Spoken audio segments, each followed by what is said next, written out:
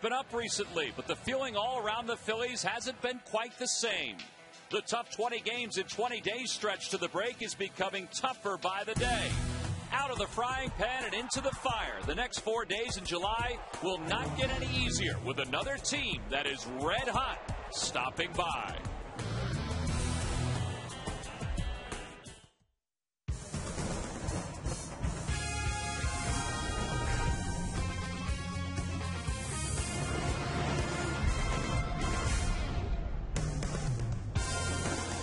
The last time the Cincinnati Reds won the National League Central, it was 1995. Well, as play begins tonight, game one of a 4-game series, the Reds sit atop the Central as they get set to take on the Phils.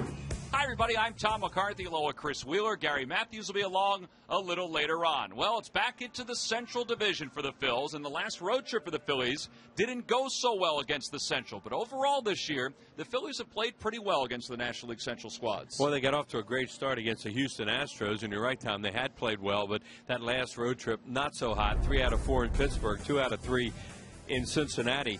The National League East now 15-17 after that series with Atlanta. Central still 13-8. Haven't played the West that much, just 5-7. Interleague play, they were good this year. 2-5 though in their last 7 games against the Central Division. Yeah, and the Phillies have struggled. They lost 2 of 3 to the Atlanta Braves. Couple that with that 2-5 record on the last road trip, and things have not gone that well for the Phils of late. But things have gone well for Joey Votto of the Cincinnati Reds. We learned just a little while ago that he is the final representative to the All-Star game for the National League, and he certainly deserves it. Yeah, nice job by the fans and all the people that voted. They got it right. Joey Votto does deserve to be in the All-Star game. Charlie Manuel knows that and was really upset that he wasn't able to put him in there, but now he is. This is what he did against the Phillies last week. He sure knew that one was gone off Brad Lidge. That was a long one. Center field tied the game in the 9th inning. Phillies would eventually win that game, though, in extra innings. Then the next day, Roy Halladay was pitching really well. He tried to throw that back foot slider. That wasn't even close to being a strike, but a lot of times left-handed hitters can just hit that pitch down and in like that and pop it out of the ballpark. That guy is a heck of a player. Against the Phillies last week in the 3-game series, 6 for 13 with 5 runs batted in. He is really, really good with his on-base percentage overall, as he was in that series, and he is now an All-Star. He and Charlie had a nice little chat around the cage as the Reds were coming out for batting practice and the Phillies were finishing up. There were smiles, handshakes and all, so everything's fine, it looks like. Well, he comes into this ball game leading the National League in home runs with 21. The Phillies will have to contend with him, and the guy that will have to contend with Joey Votto and the Cincinnati Reds, Kyle Kendrick, who tonight will be opposed by Johnny Cueto for the 2nd time this season. Last time that Kyle Kendrick was on the hill, well, he threw a complete game at the Pittsburgh Pirates. He's hoping to duplicate that tonight. The lineups are up next.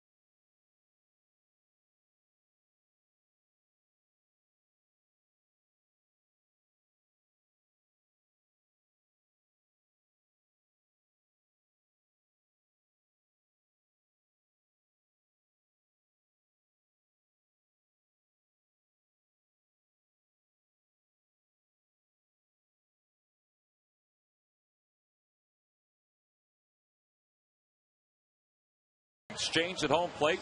The first place Cincinnati Reds. They're leading the National League Central. And they are 3 games ahead of the St. Louis Cardinals. The Phillies looking for a little energy as they get set for this 4-game series against the Reds. The last series before the All-Star break. Ryan Howard showing a little energy. And you got to show a little strength, too. He'll be able to lift that big body. And Kyle Kendrick will take the ball tonight. His last start, well, it was his first major league complete game. And Wheels, he was down in the strike zone, and he was throwing a lot of first pitch strikes. He was, and they got him a lot of runs, too, Tom. You know, that was a good thing in that game. Early in the game, they got him runs right out of the chute. He was able to relax, throw his pitches over the plate, let him make contact, and they just stayed with him. You know, they started hitting him a little bit later in the game, scored some runs. And, you know, if it had been close, they would have had him out of there, but they really wanted him to pitch that complete game. So he stayed in there, and you said his first major league complete game. Talked to Kyle after that game. He said, you know, it was pretty exciting to finally get it out of the way. He had 5 complete games during his minor league career, and it's always nice to start and end a major league ball game. Well, the Phillies are looking to end the 2010 season the same way that they ended the last 3, and that's in first place in the National League East. But they've got some work to do. 6 games back behind the Atlanta Braves, 3 behind the Mets. And Charlie Manuel had a team meeting today, which he said he normally does right before the All-Star break. This one is a little earlier than years past, and we'll talk about that tonight. The Reds, meanwhile, now 3.5. I said 3 over St. Louis, but the Cardinals were swept out by the Rockies and Ubaldo Jimenez today. So that's why it's now a 3.5 game lead for Cincinnati over the St. Louis Cardinals. So the Phillies are taking the field, getting set for this ball game. You mentioned that Charlie met with his team today. He said he just wanted to remind them of some things that they need to do when they get back from the All-Star break. But he said it would be a nice way to begin the All-Star break, to end this first half on a good note against the Cincinnati Reds. And we'll talk more about that in just a little bit. Let's take a look at the Reds starting lineup, brought to you by Xfinity, only from Comcast. Leading it off at second base, Brandon Phillips. Orlando Cabrera, the shortstop, bats second. Joey Votto hits third, followed by Scott Rowland, the third baseman. Jay Bruce is in right field batting fifth. Lance Nix starts in left field for Johnny Gomes. He'll hit sixth. Drew Stubbs is in center batting seventh. Corky Miller bats eighth. And batting ninth and pitching is Johnny Cueto. And they will face Kyle Kendrick, who is looking for his 6th win of the year, making his 17th start of the season. And Wheels' ERA is at 4.70, but that's coming down the last few starts. Yeah, and he pitched well beginning that game against the Cincinnati Reds in one of the 4 games out there at what do they call it? Synergy? Great American Ballpark. And he pitched really well, and then they got to him. They started to hit him. The left-handed hitter started hitting a little bit. And you see the 318 right there. That's the thing that he has to get better at. Become more consistent with his other pitchers. He pitches. His record is good against the Cincinnati Reds. His earned run average is not. So we'll see what they do. They put an extra left-handed hitter and Lance Nix in the lineup tonight just for that reason. Johnny Gomes was in the lineup last week when the Phillies played Cincinnati out there. Well, the Reds are in the middle of a very long road trip that's been rather successful so far. They're 5-2. They took 3 of 4 against the Cubs. That was after the series against the Phillies. And then Dusty Baker's team went up to New York. It took 2 of 3 from the Mets. So they're finishing up this long road trip, their longest of the year, here in Philadelphia with these 4 games. And Dusty is getting closer to 500 as a manager of the Reds. This being his 3rd season. He's won over 1,300 games during his managerial career, and he has made the transition from being a very good player to being a very good manager, and it helps when you have really good players like Joey Votto. You'll be a much better manager when you have good players. And that just seems to go hand in hand, you know. Well, Brandon Phillips will lead things off for the Reds. Phillips overall hitting .307 with 12 homers and 30 RBIs. He is riding a 6-game hitting streak, and he has 3 home runs on this road trip for Cincinnati. So a nice night. Things are cooling down a little bit here at the ballpark. And the first pitch. And Phillips takes it for a strike. So we're underway. These guys have a really hot lineup. They are the best hitting team in the National League. One of the best hitting teams in Major League Baseball. And when you play them, you know you better pitch well against them because they're going to swing the bats. Reds have scored 427 runs this year, most in the National League. And that one's toward the hole to his right. Jimmy, he's got it, and Brandon Phillips is retired. 1 away. Well, Wheels was talking about how hot this team is, and look at those rankings. 5th in stolen bases. But the big part of the story, the number of runs per game, or the average runs per game, and the home runs they've hit. Yeah, and the thing you don't put up there because it's not offense, but it saves you runs, as their defense is really good. They beat the Phillies in a game in Cincinnati last week, and their defense was so unbelievable. They don't make many errors. They don't make a lot of mistakes. And as a result, they're having a heck of a year. Here's Orlando Cabrera, who was 2 for 10 in the series against the Mets. And they've been looking for, every year it seems like they're hunting for a shortstop. And this year it's Cabrera. And when Cabrera wants to play and he's healthy, this guy can be a very good player. Yeah, the last few years they've had Alex Gonzalez, they've had Jeff Keppinger. The list goes on and on. 2-0 the count to Cabrera. Cabrera split time this year as the number 2 hitter and is the leadoff hitter for Cincinnati. And he's ahead 2-0, and Kendrick winds and delivers. That's outside and high, 3-0. Kyle, in the last outing against the Pirates, struck out 4. He walked only 2 in that complete game. He scattered 10 hits over his complete game effort. He had a real good backdoor breaking ball. The left-handed hitters early in the game, they were swinging over it, and then as the game went along, they started to hit him a little bit. Scott Rowland wound up hitting his 300th career homer off him. On the outside corner, and it's 3-2. That's a good sign for pitchers, not so good for hitters. His brother was like that too. Mark Hirschbeck, before he got hurt, he used to have a wide plate. And Scott Rowland used to have all kinds of problems with Mark Hirschbeck for some reason. See, that one being pulled back by Schneider. That was well outside. Well, instead, the count is full, 3-2 to Cabrera. And a line drive, few hopper towards short. Backhanded by J-Roll. Sets himself and fires 2 away. 2 ground balls hit toward Jimmy Rollins and his right. And he makes the play. And during the 2010 season, Turkey Hill will contribute $100 for each Phillies victory and 5 cents for each carton of Phillies Grand Slam ice cream, sold to support the Phillies youth baseball and softball programs.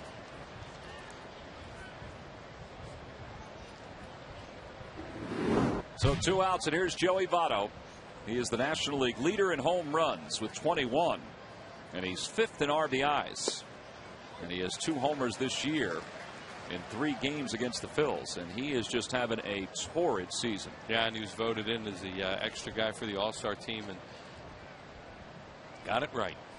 He's a guy that should have been. Well, they got it right in the National League. I'm not sure if they got it right in the American League. Nick Swisher won the American League vote over Kevin Youkilis. Youkilis is having a very good year. Now, he's injured anyway, so they're not sure whether he's going to be healthy enough to play. And with the other injuries, he may still get the selection. But it's Swisher in the American League and Joey Votto in the National League. Joey Votto and Charlie Manuel had a nice little chat around the batting cage right when the Phillies were finishing up and the Reds were starting BP tonight. And Charlie felt bad that he wasn't on the All-Star team. And I don't think anybody was rooting harder for Votto other than, his close friends and all that than the Phillies manager, because he thought he should be there and he wanted him there. 2-1 the count, and Kendrick fires. In the air to right field, pretty well hit. Jason Worth's going back, and Joey Votto has homered again against the Phillies. That was a long one. And the Reds take a 1-0 lead. They take a page out of the Braves book from the 3-game series between the Phils and Atlanta, when the Braves scored a first-inning run in all 3 games. Boy, that guy is something. The Phillies have to watch him for 4 games this week. Joey Votto is just such a hot hitter. Looked like a sinker. Oh, my. Down a little bit. Oh, the left-handed hitters like those. And that's, as Tom said, that's a long one. That's up in those smokestack area out there at their ballpark. Absolutely. So 1-0 Reds, and now Kendrick needs to bear down against Scott Rowland, who swings at the first pitch over to third. Dobbs right even with the bag, and he's retired to finish off this first. But Joey Votto gives Cincinnati a 1-0 lead with his 22nd home run of the season. We go to the bottom of the first with the Phils down 1-0.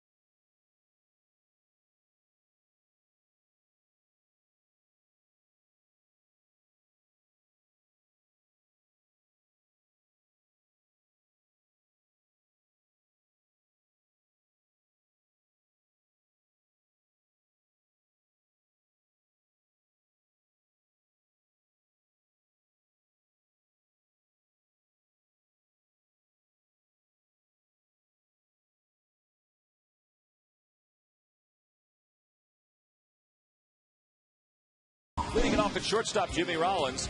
Shane Victorino bats second. Raul Ibanez, the left fielder, hits third, followed by Ryan Howard, the cleanup batter. Jason Worth is in right field batting fifth. Greg Dobbs hits sixth over at third. Wilson Valdez, the second baseman, bats seventh. Brian Schneider back in the starting lineup, hitting eighth, and batting ninth and pitching, of course, is Kendrick. And they will face right-hander Johnny Cueto, who's red hot. This is his 18th start. He's 8-2 with an earned run average of 3.56. Well, this guy has great stuff. His record 8-2, and they've blown 5 saves too. So he could be having an unbelievable season. He has good stuff. Left-handed hitter's only 225. Why? Because he has a good breaking ball and a good changeup. Kind of like Medlin, the right-hander the Phillies faced last night. They're a little bit similar. This guy also would remind you of Edison Volquez. You look at the Southwest Airlines scouting report, because they're very similar in the stuff that they throw up there. So Cueto will begin against Jimmy Rollins here in the bottom of the first. Phillies down 1-0, and he delivers a strike. Now that high earned run average is because he gave up 9 earnings in a third of an inning in a game here last year. The first game of that 4-game series with the Reds.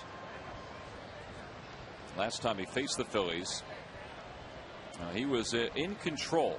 8 innings, 6 hits, 1 run, 2 walks, no strikeouts, and he won that game 7-3. Oh, when Cueto pitched that game here last year, he was getting close to being shut down by the Reds. You could tell something was wrong. He had nothing here that night, and Phillies just teed off on him. And it wasn't that long after that he didn't pitch much. Jimmy out in front of a changeup, and it's 2-2. Jimmy was 2 for 5 last night with an RBI. He had 2 hits in his first 2 at bats. In fact, both were doubles. Then he lined out sharply to center, and then finished up the game with a ground out to first and a fly ball to left. And he works the count in his favor, 3-2. Milt Thompson was saying before the ball game today that he wants his guys to be patient against Cueto. And that one's lined foul. Well, last time out, he walked 5 against the Cubs through 101 pitches in 5 innings. So that's patient. Yeah, they wound up losing that game. The Reds did 3-1. Milt said that, and he said, however, if there's a good fastball in your zone, I want you to swing at it. I don't want you to let it go by. And he said that was more for Shane, who's on deck, and Jason Worth, and for Raul Ibanez. He said that's the approach that he told guys like Jimmy Rollins to go with tonight, and Shane Victorino, is to be patient, but don't let your pitch go by. There's a looper towards center field. Cabrera, the shortstop, goes out, and he's there to make the catch. 1 away here in the bottom of the first.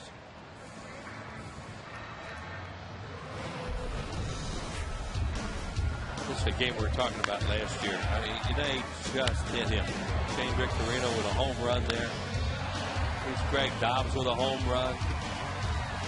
Pedro Feliz got hit by a pitch. Cole Hamels. There's Jimmy Rollins hitting the ball well the other way. And then Chase Utley hit a 3-run home run. That was off Daniel Ray Herrera. Yeah, that's Herrera, the little left-hander. But it was just, you know, when you watch Cueto out there that night, you went, whoa, who's this? Well, here is Shane, and he chops the 1-0 foul, and it's 1 ball and 1 strike. Victorino is what Milt's talking about. It's such a great point, because hitters should always look for a fastball to hit. You know, you should never be a hitter and go up and say, I'm going to sit on that 0-2 splitter. You can't. You know, you try to find a fastball as soon as you can as a major league hitter and hit it hard somewhere. Take your chances. That one's in the air to right field. Pretty well hit. Jay Bruce going back, and that one is gone into the first row, and the Phillies have tied this ball game up.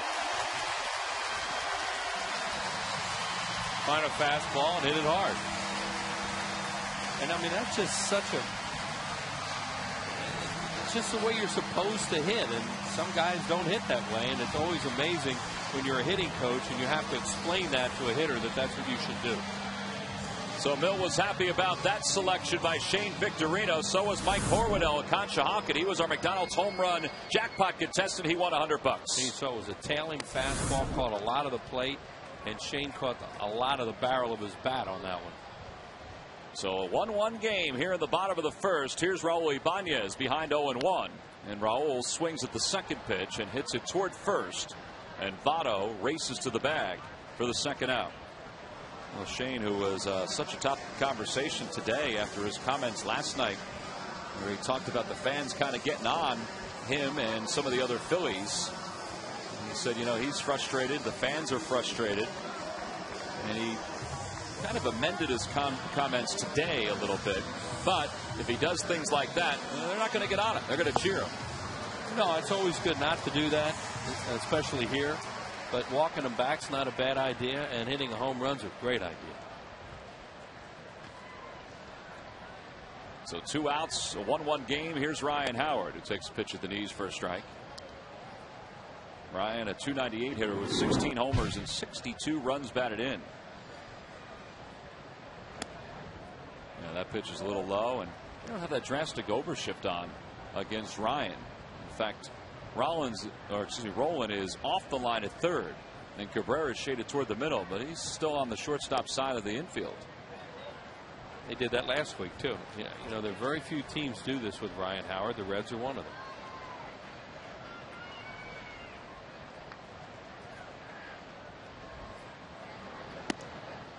Inside, 3-1. Ryan homered in last night's ball game, and 3 games against the Braves, he was 5 for 12. 3-1 the count to him. In the air to straightaway center field. That's a towering shot. Drew Stubbs was playing deep. He's still wandering back there, and he puts it away for the final out. But the Phillies even it up on a solo home run by Shane Victorino. He got a fastball he can drive, and it was a bullet right out of the ballpark. It's a 1-1 game as we go to the second.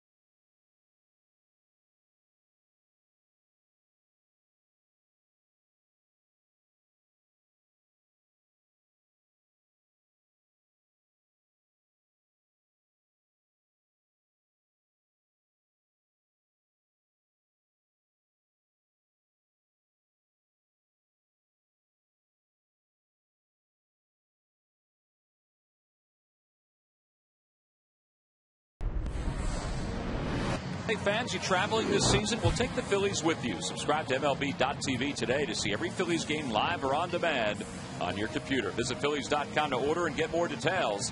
MLB.tv, baseball everywhere. So a 1-1 game as we go to the top of the second. You know, the Phillies and the Phillies family lost such a dear friend earlier today when the great Mage McDonald, born and raised in Philadelphia, did all of his best work here in the city of brotherly love. He passed away at the age of 89, and before the ball game, the Phillies honored Mage's memory. He would have been 90 years old, Wheels, later on this month. And that picture on the left, that's Mage. That's it, the big old smile. Laughing all the time with that hat.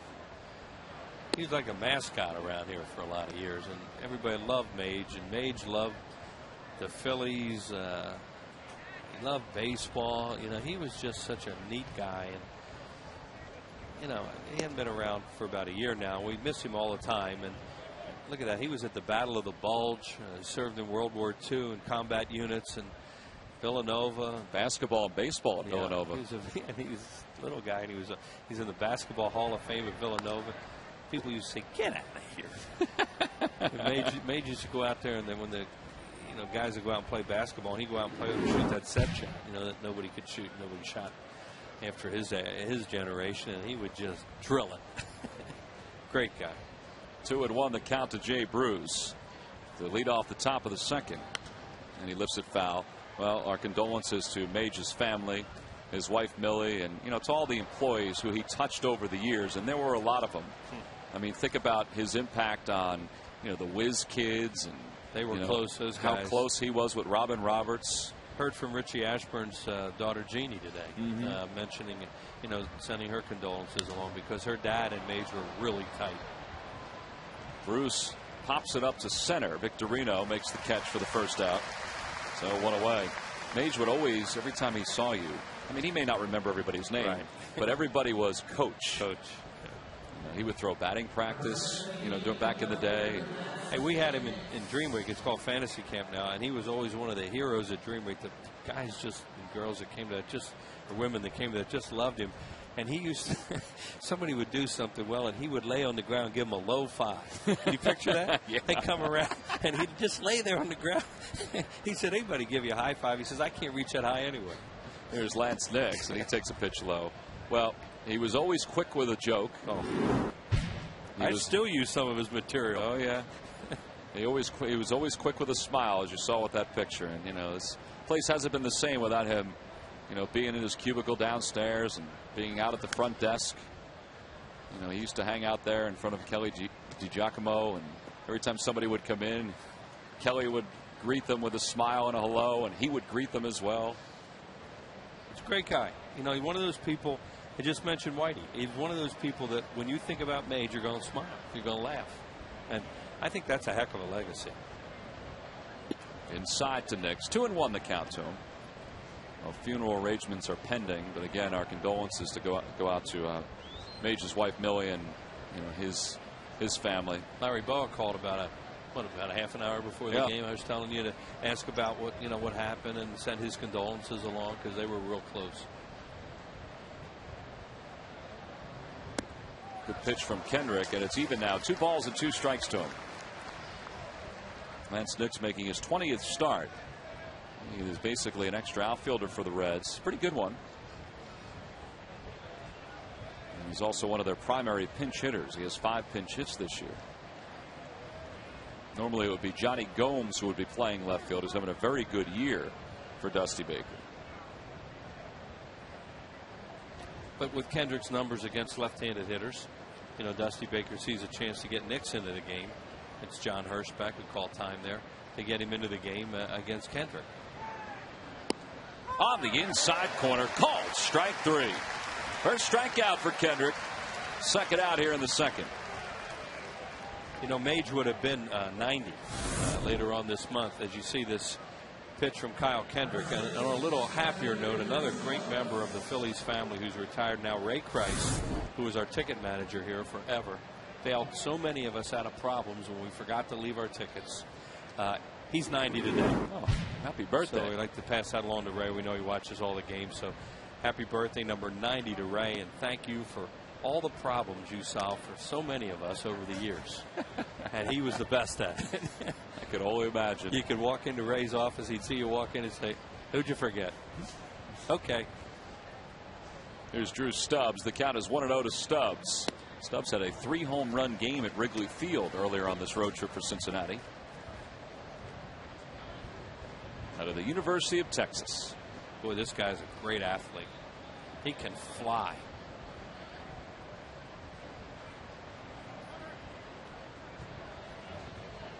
I think John Hirschbeck is going to run out of patience in a moment if guys keep asking for time. He keeps giving it, but I'm not sure if he's too pleased about having to give it. And that was because of Kendrick. He couldn't get together with Schneider and what they wanted to do there. 2-1 the count to Drew Stubbs. Kyle with 29 wins now as a member of the Phillies. See Hirschbeck is the crew chief. Laz Diaz is over at first. James Hoya at second. And Todd Tishner around at third. Swing and a miss, and it's 2-2.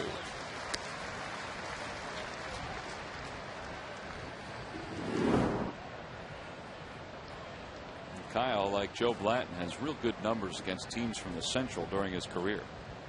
12 wins in 16 games.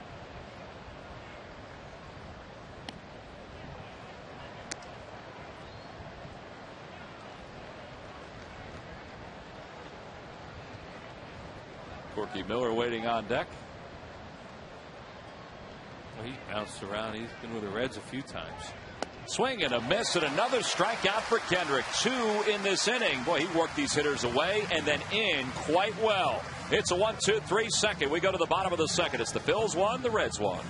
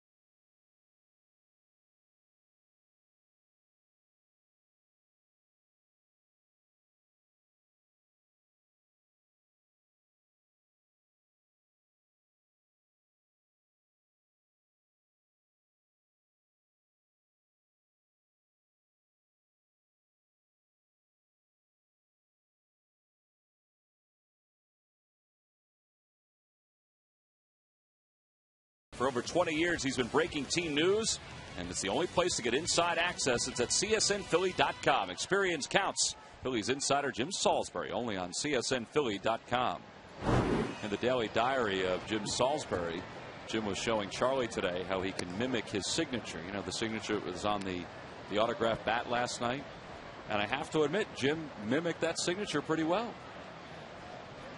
Jason Worth leads it off. Charlie better hide his checkbook. Jim also said that when he was a kid, he could do Carly Yastrzemski really well, too. That one's in for a strike, and it's 1-2 to Jason. Jason's 2 for 8 on this homestand. Overall hitting .279 with 13 homers and 48 runs batted in. And it holds 1 ball and 2 strikes. Votto didn't like that pitch. He just threw a 2-strike fastball that was really hittable.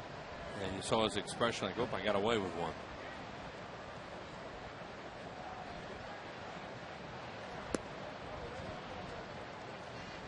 On the Toyota Major League scoreboard, the Rockies beat the Cardinals 4-2. This one did not need extra innings. More conventional. Yeah, Ubaldo Jimenez won it his 15th of the year. First 15-game winner in the big leagues. That one's over toward third. Scott Rowland's got it. And Worth is retired for the first out. They won 2 amazing games against the Cardinals. Which was that 9-run ninth, and then the second game, Cardinals had a 5-run lead, not the ninth, but a 5-run lead in that game and lost it. They had 3 straight walk-off wins. The Rockies. That's the way that place used to play before the humidifier. And last night it was Chris Iannetta who provided the spark to give the Rockies the walk-off win. Yeah, those crazy games. You just don't play as many there now since they do that thing with the balls, so they don't go as far. But boy, they've had a few lately. Greg Dobbs is the hitter, and Dobbs takes one for a strike. Dobbs overall hitting .196 as you saw, making his 20th start of the year.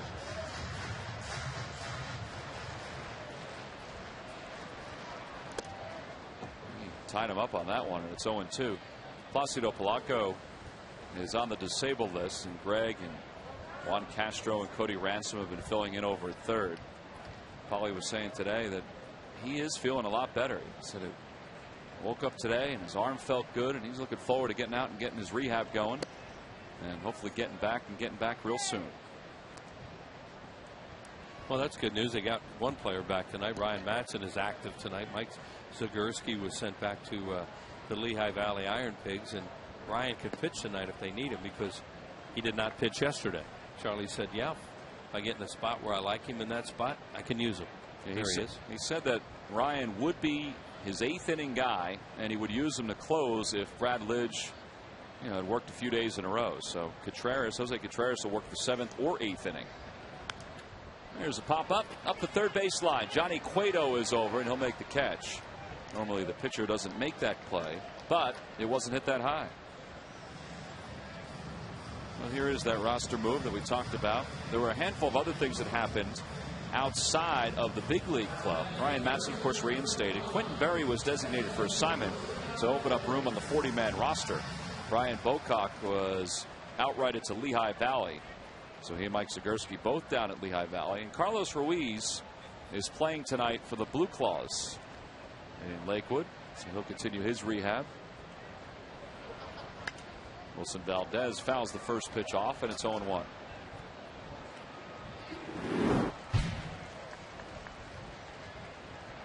Carlos, by the way, last night was 0 for 2 for the Iron Pigs.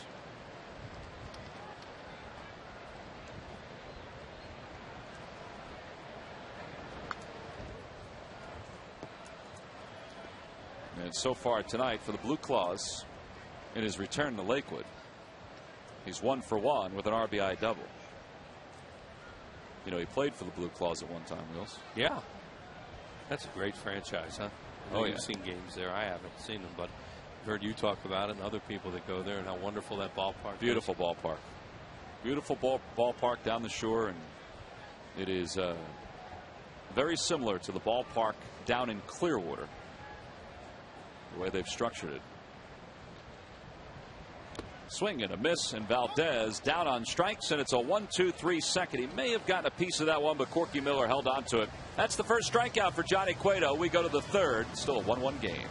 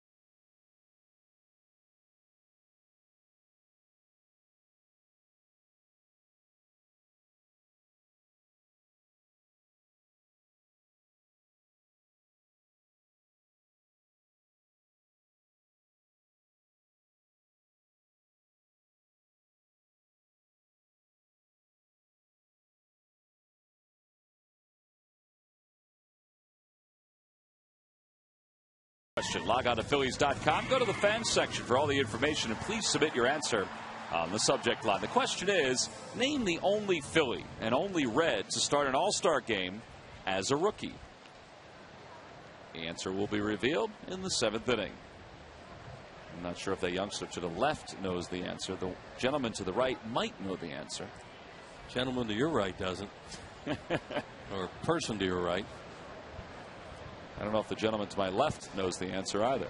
He can look it up pretty fast, though. He's good. Carl Graber, our statistician. Here's Corky Miller to lead it off here at the top of the 3rd. Corky Miller is catching tonight for Ramon Hernandez, who is out with a sore left knee. This is the 5th straight start for Miller, who's hitting 188. You see the pitchers, though, have pretty good ERAs when he's back behind the plate. And he lines one foul, and it's 0-2. This guy's been with the Reds up and down a few times with other organizations. He's been hurt. You know, he's a classic backup catcher and always seems to be a pretty valuable guy. He was with the Braves a number of years ago. I remember playing games against the Phillies.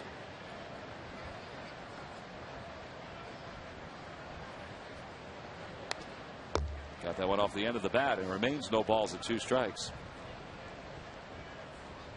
When Ramon Hernandez is in the lineup, the Reds have a very strong lineup anyway, but he's a good offensive player, and he's usually in the 8 hole for Cincinnati. Yeah, Miller's a guy that, you know, when you go over the lineups before the game, you know, you think, well, we should get him out. Doesn't mean you're going to, but that's a guy that, you know, hitting 8th for a reason. On the outside corner, 3rd strikeout in a row for Kyle Kendrick. And he's not going to complain about that pitch a little bit off the plate like that, because he wants that for his guy. And that's a real smart veteran catcher move right there. So 1 away. And hey, the Los Angeles Dodgers. We're talking about Larry Boa. The 3rd base coach will be here with the team on Tuesday, August 10th for the start of a 3-game series. All 3 of those games begin at 7:05. The Thursday, the 12th, is a Jewish Heritage celebration here at the ballpark. Get your tickets by logging on to Phillies.com. He says you guys always are healthy when the Dodgers play. He said not this year. Well, they're playing tonight against the Cubs. And it's Clayton Kershaw who gets the start for LA in that game. Here's Johnny Cueto. Cueto hitting 138 this year. He's 4 for 29. And the 1-0 pitch to him. He has shown bunt the last 2 times, and it's 1-1. What's going on up there with this guy? He may just all of a sudden just hack. He's a wild swinger anyway. And he hits it over to second base. Wilson Valdez a step to his right, and there are 2 outs. And Kendrick's getting some ground outs, getting some strikeouts, and that's a good sign for the Phils.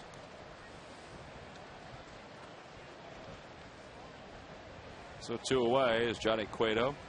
We'll head back to the dugout. Helmet in hand, hair bouncing up and down. And Brandon Phillips will give him a few moments before he steps to the plate. You know, Kendrick, about 2 or 3 weeks ago, was asked about possibly going back down to the minor leagues because Jay Happ was going through his rehab starts. And, you know, there was no doubt that it was weighing on Kyle's mind. Now, that didn't cause him to struggle in his last 2 starts in June. You wonder now with Jay down in the minor leagues trying to get his arm strength up if that'll cause Kyle to relax a little bit more, because he has spent half the year up here in the big leagues and is probably going to be up here for the foreseeable future. Well, all you can do when you're in his situation is take your turn in the rotation and try and make it hard for them to take you out of it.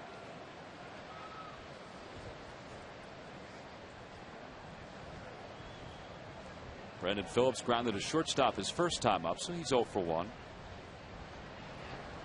And he tries to lay off. They appeal, and he went, says Laz Diaz. And it's 1 ball and 1 strike.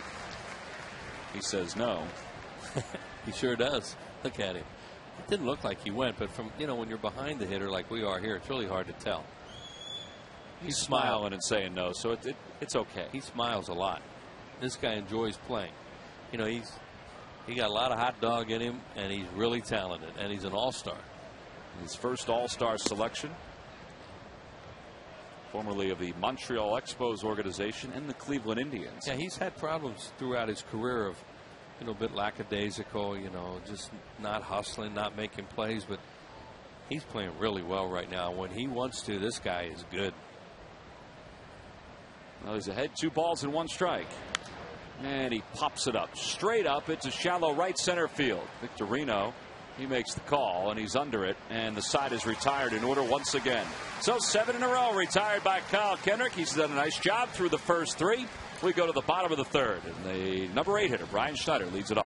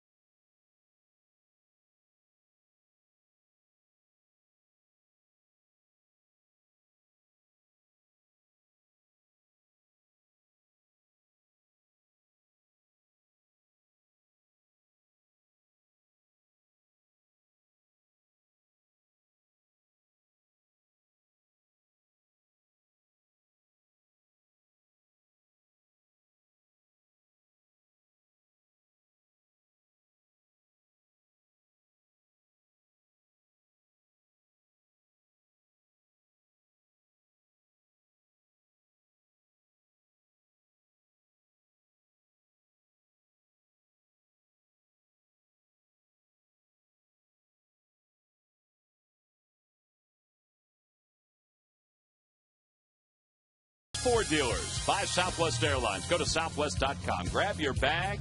It's on. And by Xfinity. It's TV, phone, and internet reinvented from Comcast. Oh, another sold-out crowd here at Citizens Bank Park. From top to bottom. All around. There's not a seat to be had.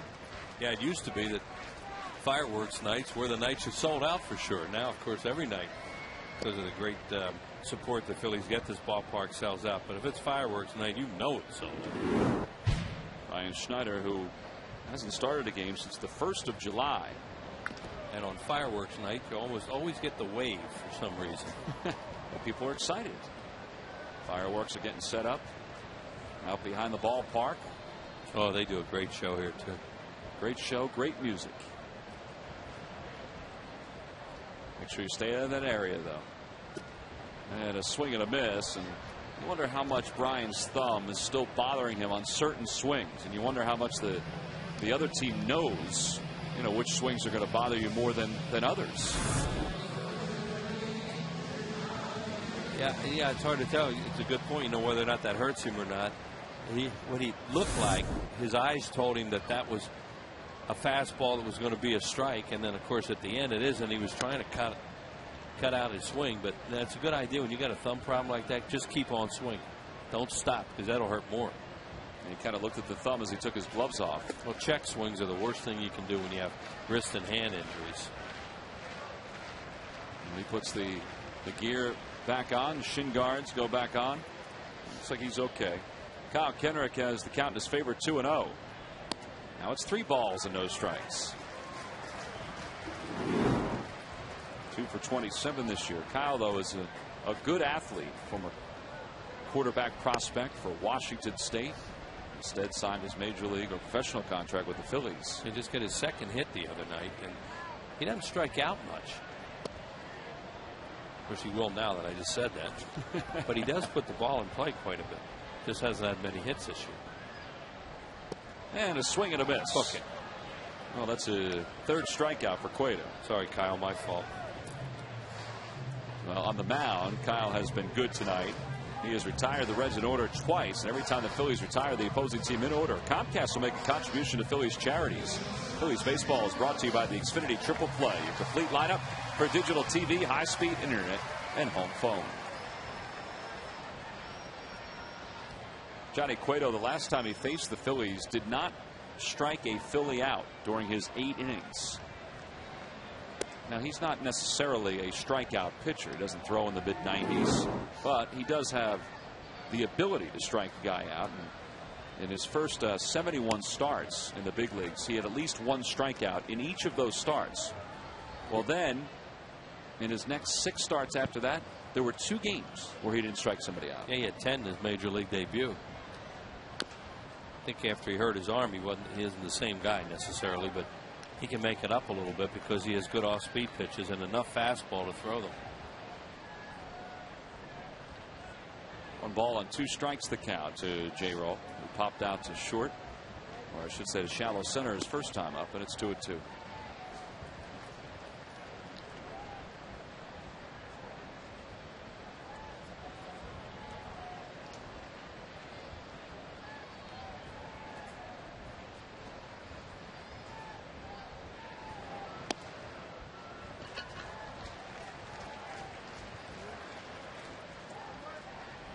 A lot of these good right-handers from the Dominican Republic grew up wanting to be Mario Soto or Pedro Martinez.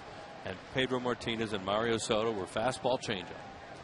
And you see a lot of these kids like that come out of the Dominican throw fastball changeup. Well, and Cueto has been tutored by Soto, and a lot of, the teachings of Mario Soto is why players want to be him, but they've watched Pedro Martinez and saw how successful he was, so that's why they want to be him. And there's ball 4, and Jimmy draws a 2-out walk. Well, they were similar in that both had way above average fastballs and great changeups. Now Pedro's Pedro, but Mario Soto at one time, Pedro wasn't around then. Mario Soto was unbelievable. I think a lot of guys too from the Dominican Republic, when they're not 6 feet tall, they look at Pedro Martinez and say, you know what? I can still pitch in the big leagues even if I'm not 6 feet tall, because he did. Yeah, they got another one like that, and that's that Edison Volquez, who's rehabbing. There's Victorino, who homered his first time up to tie the game up at 1. The 2, I guess, greatest Dominican pitchers, and Pedro's going to be a Hall of Famer, and the other one is Juan Marichal, who was just tremendous.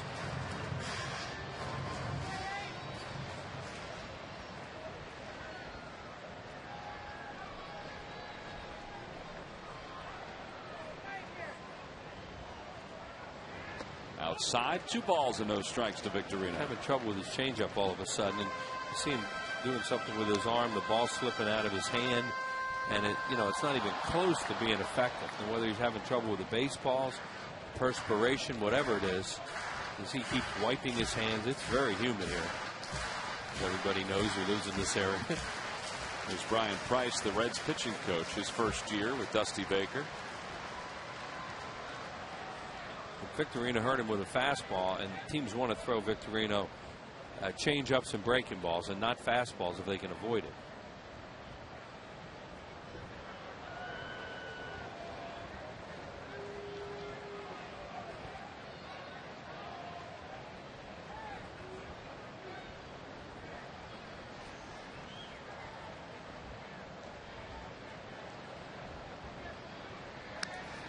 Got a fastball, and he fouled it back. 2-1 the count. Johnny Cueto, 103 2/3 without a stolen base against him. I find that kind of interesting for him. I know he's quick to the plate, but it still seems to be a lot of innings without getting a stolen base. It is. Whether or not they don't run on, he has a bunch of guys at first that run. Combination. He has very quick feet and a good move to first. Like that, but the throw wasn't anywhere near the bag. You see it startled Jimmy. He throws as many changeups as this guy throws, and you think that he'd give up a stolen base once in a while because it's a great pitch to run on. Well, and Bronson Arroyo's on that list too. Now, he's a good athlete, but he throws that big looping curve, and you would think you could steal on him. 2-1 the count to Shane with Jimmy at first and 2 outs here in the bottom of the 3rd. And a swing and a miss. Again, that was a good one there. A good changeup behind in the count. There's Arroyo, as Tom mentioned, has a real good curveball.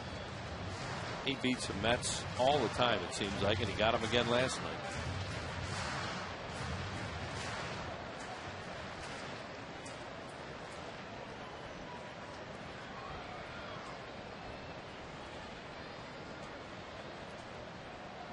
If they decide to go 2-2 changeup, Rollins may run on this pitch, thinking that he's going to throw changeup, you know, and he could steal the bag if it's not a strike. You know, maybe Shane puts it in play, and you don't have to worry about a line drive double play here. It's a good pitch, good time to run. Just don't get picked off.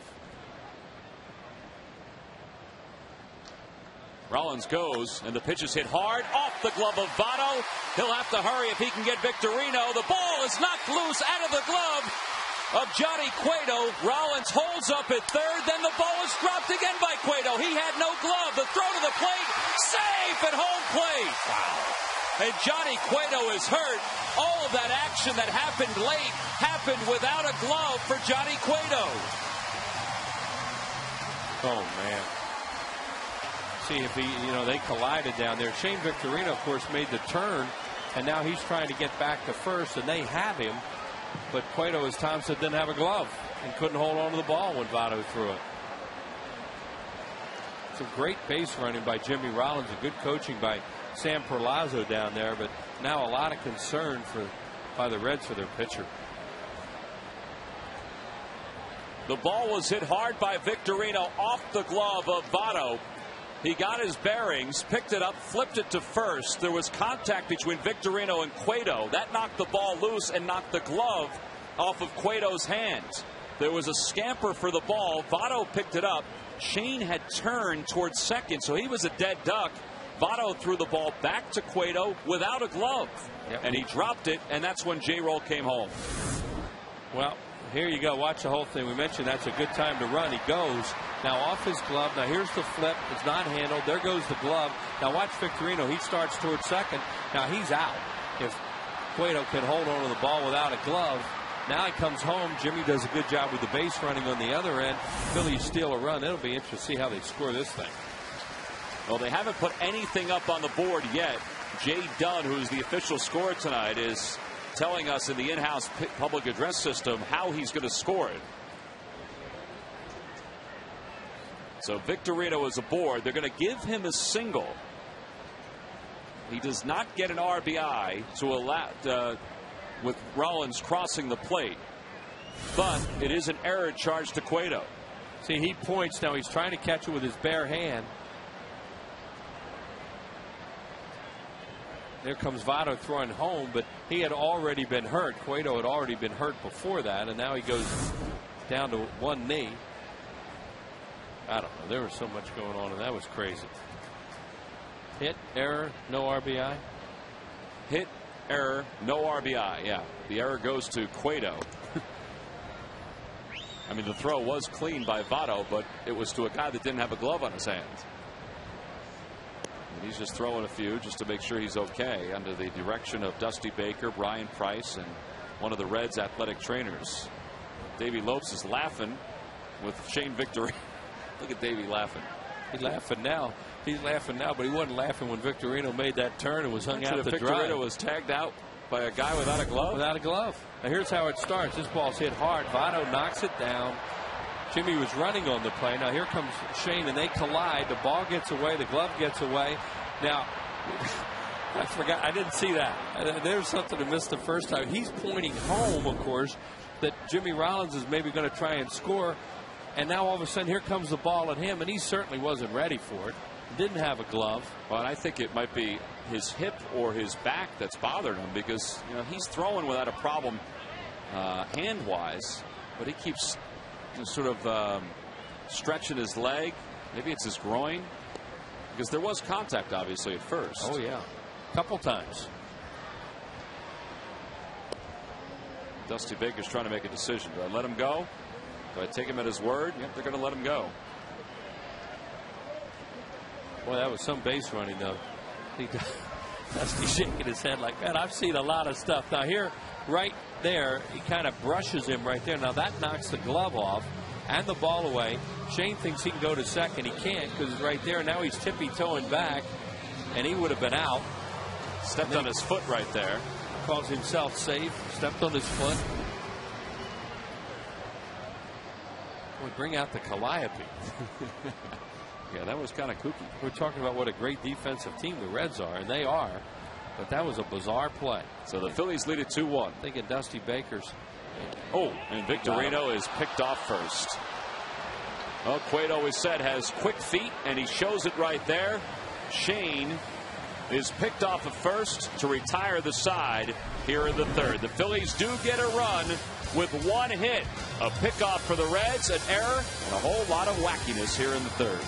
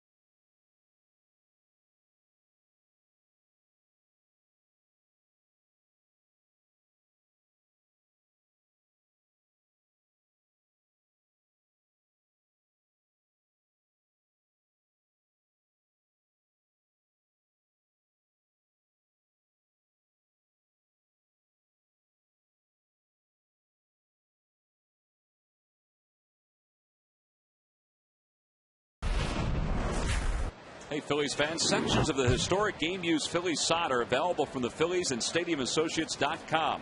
Call 877-GO-PHILS for more information, or you can stop by the Majestic Clubhouse store, or during games you can stop by the Game Used Collectibles kiosk. It's at section 126, or as always, go to Phillies.com for more information. We go to the top of the fourth. It's 2-1 Phillies. Gary Matthews joins us here in the booth. And the first pitch from Kendrick is on the outside corner. There's that sod we were just talking about, including pieces that have some of the red and white paint and some of the blue paint as well from all the postseason logos that were down on the field the last couple of years.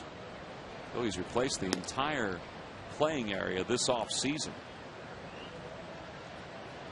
Hey, you probably use some of that sod, couldn't you? There in your yard? All those boys. I think everybody in the Delaware Valley can use some sod right now. They can use some water too. 1-1 the count to Cabrera, who grounded it short his first time up. And that's on the outside corner. 1-2.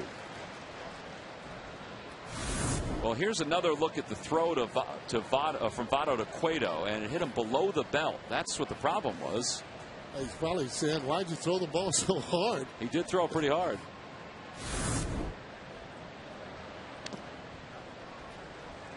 Cabrera stays alive. Be around the game a long time. First time I've ever seen anything like that. But Victorino saying, well, I probably should have been out. Then gets picked off before one pitch is thrown. He's got himself 2 hits, getting it started with a home run.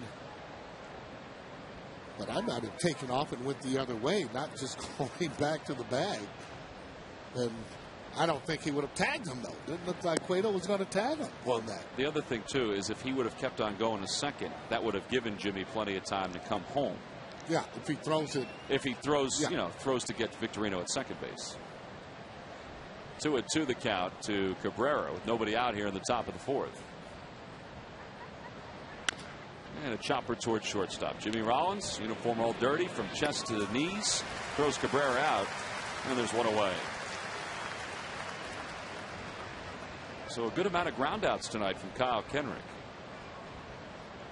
And here comes Joey Votto, who homered against Kendrick his first time up.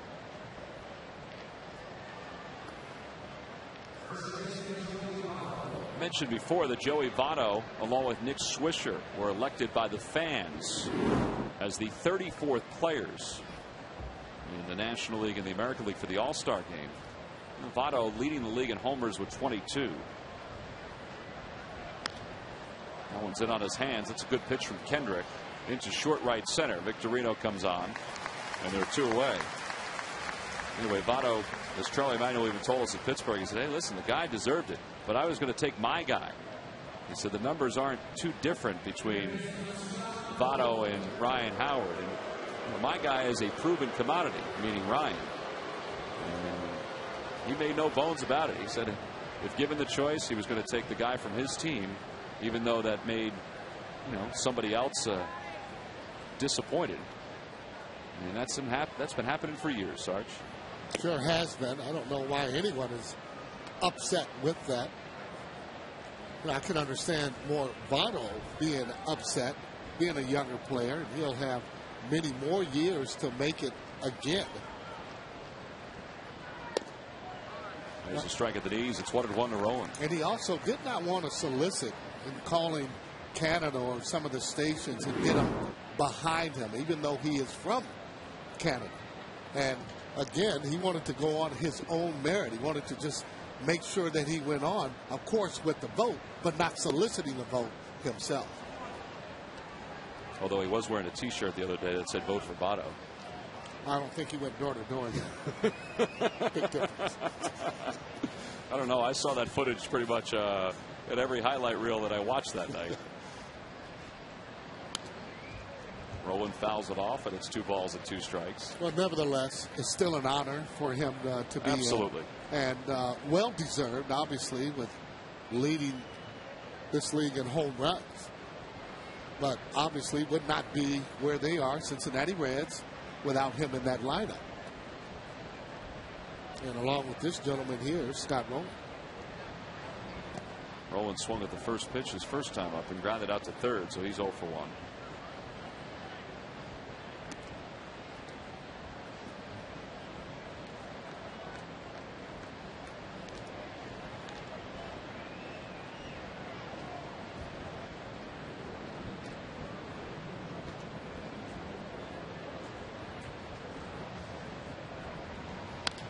Again toward third. Dobbs waits on it. And a strong throw. And the side is retired in order for the 3rd consecutive inning for Kyle Kendrick. He's retired 10 in a row. We go to the bottom of the 4th. Raul Ibanez set to lead it off for the Phils.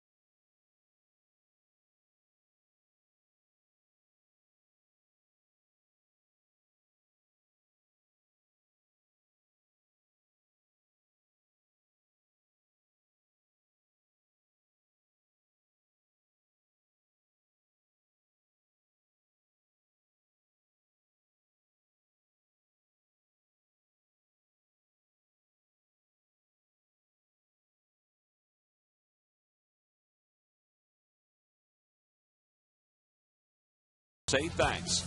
Toyota moving forward. Last of the fourth, Raul Ibanez, Ryan Howard, and Jason Worth due up. 3, 4, and 5 for the Phillies. Raul 0 for 1. He grounded out his first time up. And he takes a tough fastball on the outside corner for a strike. It's 1-1. Raul is 5 for 16 since Charlie put him in the 3-hole. And he hits it back toward the middle. Cueto goes crashing to the ground. And Ibanez is aboard with a leadoff single. But that's the first time this year we've seen a bullet hit up the middle and a pitcher actually duck. And when you do that, you make them really afraid that next time you face them, because the pitcher's obviously thinking about this. This is what I'm talking about. Outside pitch, ball, you better duck as he gets out of the way. And usually those balls that come up the middle will be on the outside part of the plate. Well, the Phillies another base runner. That's their third hit of the night. And here's Ryan Howard. 2-1 Phils. They scored a run in the first, one in the third. Ryan lays off an inside fastball for a strike, and it's 0-1.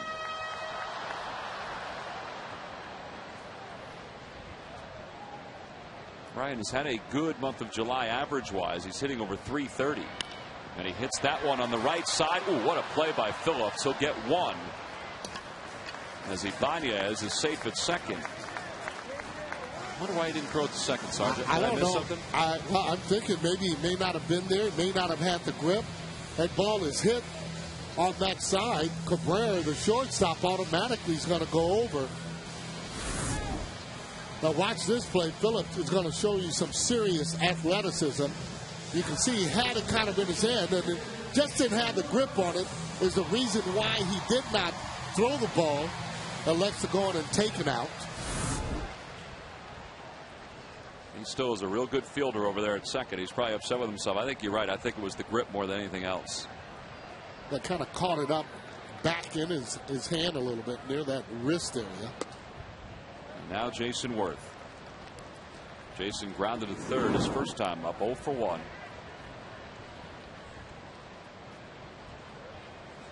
Sarge, we were talking before. I had a conversation with Milt Thompson before the game, and I said, what do you think the approach should be against Johnny Cueto? He said, well, I want the guys to be patient, but I want guys like Shane, Raul, and Jason, if they see a fastball that they like, don't take it. Swing at it early in the count if you have to, but cut the plate in half. But if you see a fastball, swing at it. We saw Shane do that earlier. Yeah, well, that's what you should be doing. Should be laying on the fastball, swinging at the fastball, laying off those cutters like that. And then again, this guy here, 2-0, 2-1. There are times, especially with runners in scoring position, he'll throw that changeup. If you don't have 2 strikes on you, it's okay to look for that particular pitch. Therefore, though, you're giving up on hitting that fastball if he throws that. And normally they'll do it when guys are going good. That one is hit over the head of Sam Perlazzo. That was a fastball, and it's 2-2. Ibanez is at second.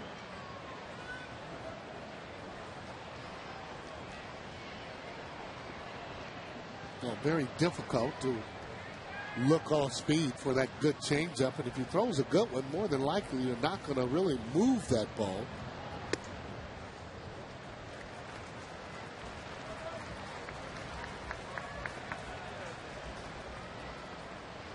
Craig Dobbs waits on deck. For me, with Jason, he just needs to stay off of his heels. If he stays off his heels, he's fine.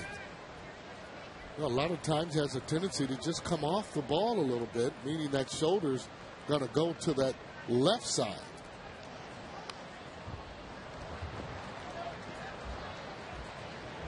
I guess that was a changeup. 3-2, 80. It was a hanger.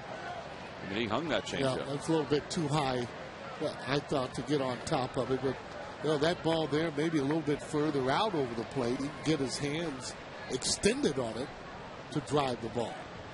3-2 the count to Jason. And that one's on the hands. He pops it foul. It was a fastball at 93.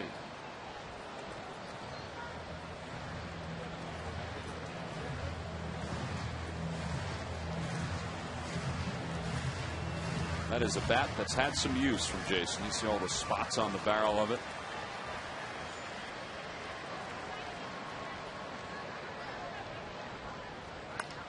Back toward the middle. Cabrera to his left has got it. Ibanez crosses over to third. And there are 2 outs. Well, Monday, August 23rd, the Phils and the Houston Astros will get together for a 4-game series. Now, there's some pretty good giveaways going on during that series, including the Win Streak Carlos Ruiz, bobble figurine. It's free to all fans. A great giveaway. And then on Thursday, the 26th, the Citizens Bank Roy Halladay Pride of the Phillies print. That's also free to all fans. Get your tickets now by logging on to Phillies.com. And the Stros got a heck of a performance today by Roy Oswalt. He threw a 1-hitter. It was his 7th career shutout and 19th complete game as the Astros defeated the Pirates 2-0. It was Oswalt and Ross Ohlendorf, and looked like both of those guys were doing pretty good.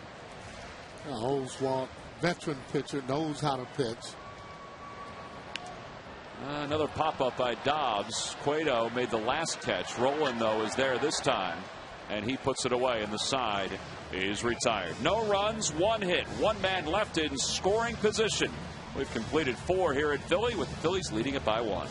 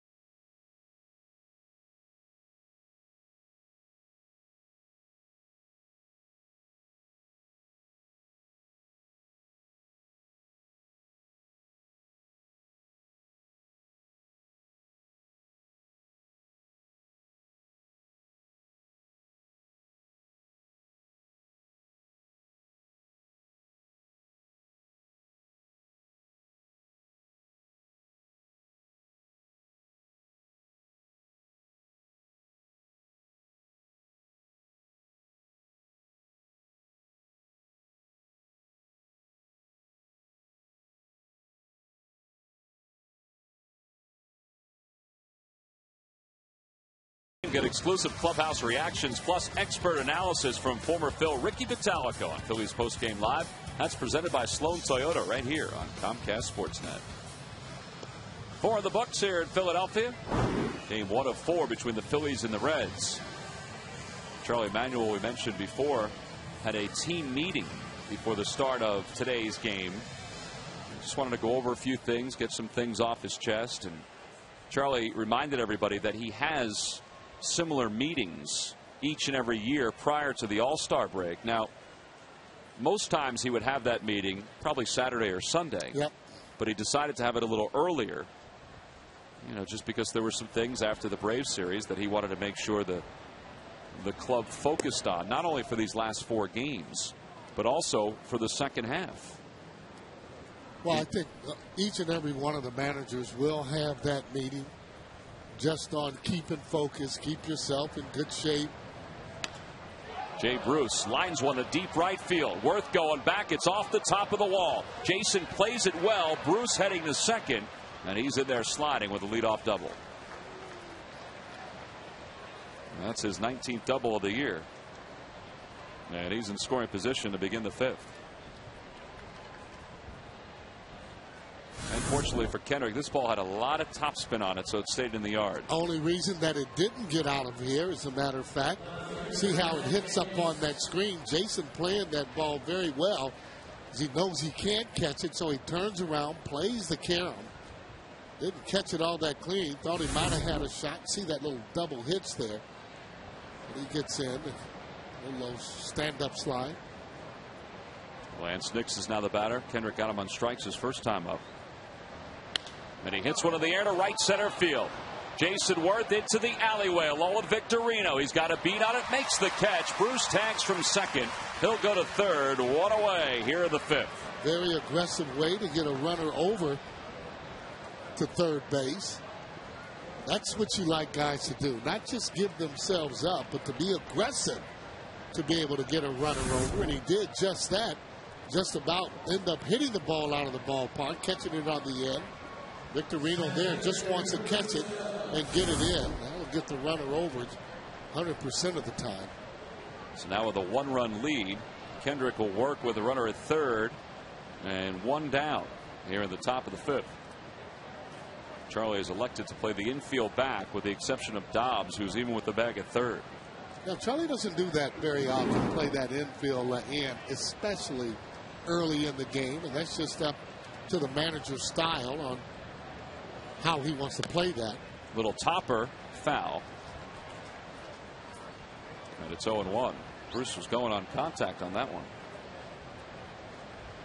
Well, that comes from the manager. You're going to go on contact. Third base coach will get the sign. Sarge, when you talk about style and playing the infield in, is it American League, National League, or just the manager? I think it has to do with the manager, and not only that, whether or not your club is scoring runs or not. Squeezes on. The ball is butt in the air. Kendrick's got it. He's going to be able to double up Jay Bruce. How about that? Kyle Kendrick gets Drew Stubbs to butt it right back to him in the air, and he gets a double play to finish off the Reds here in the fifth. No runs, one hit, nobody left, and a little luck for the Phils. Kendrick gets out of a jam here in the fifth, and he takes care of it all by himself.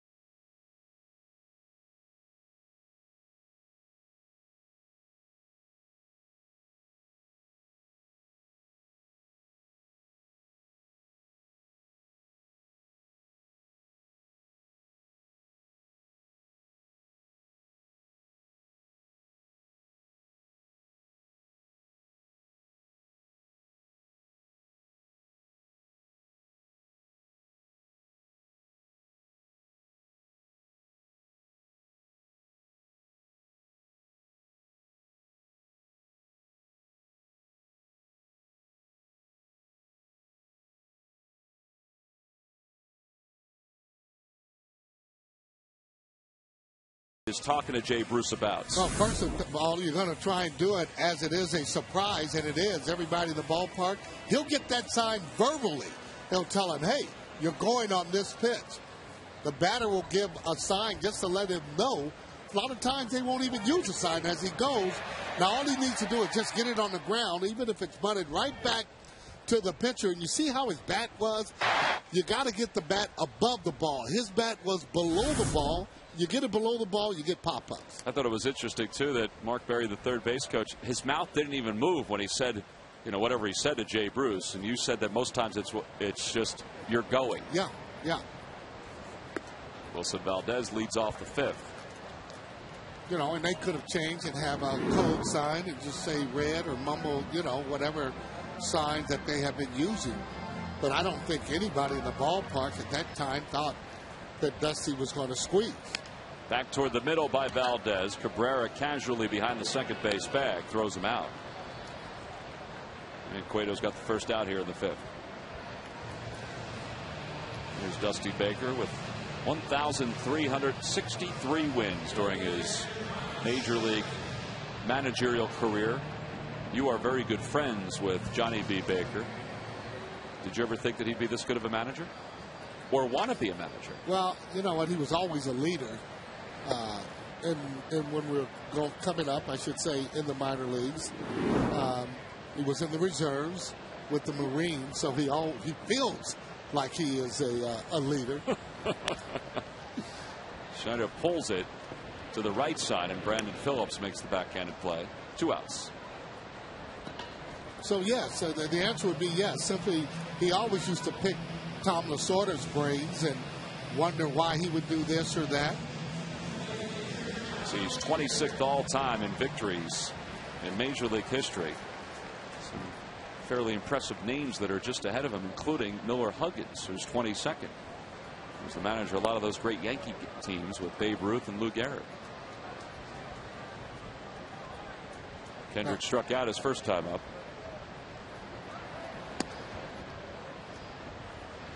I always think it's a little more difficult to win with younger players because they're going to go through their growing pains, meaning making mistakes and mental mistakes. But these guys are coming up at the same time, just about. Votto, Bruce. Well, and for my money, if you look at the other managers in the National League, it's either Dusty Baker or Bud Black who are the manager of the year, and it's because of what you said. The young players for Cincinnati, but you can also, throw in the same for the Padres and all of their no-name pitchers that have done so well. It's a 1-2-3 5th for Johnny Cueto with Dusty Baker looking on. We go to the 6th. It's a 2-1 Phillies lead.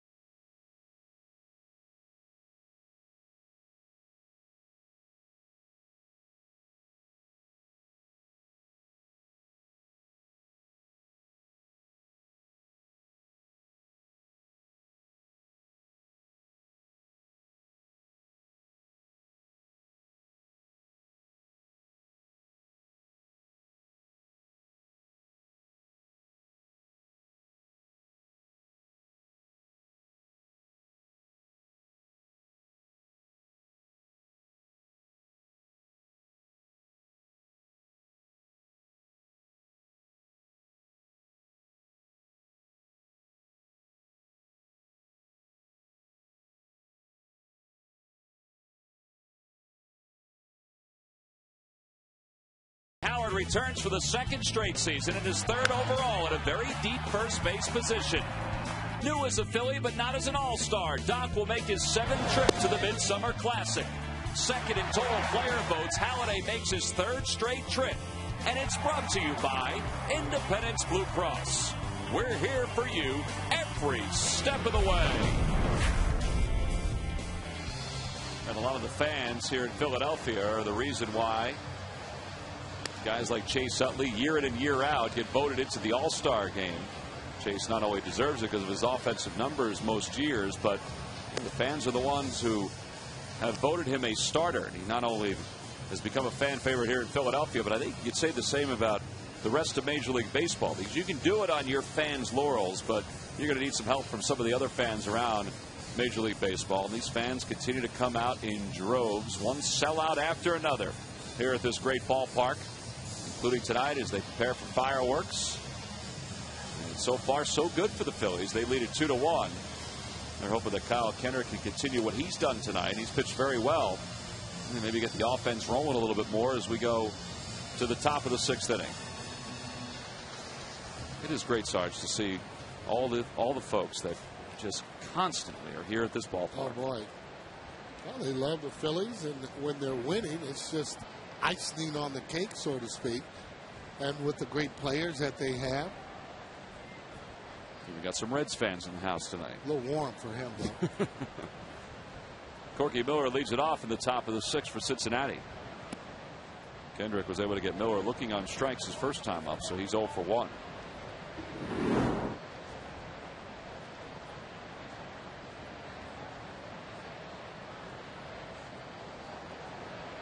Ooh, look out. Bat goes a-flying. 1 ball and 1 strike the count. Wow. Got to be alert. Using all-speed pitcher out in front. The bat's getting ready to helicopter right there in the stands.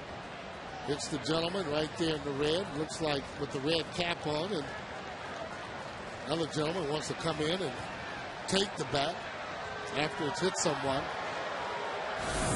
Now the usher takes the bat. He'll get booed. That's a normal occurrence. Just the way it goes.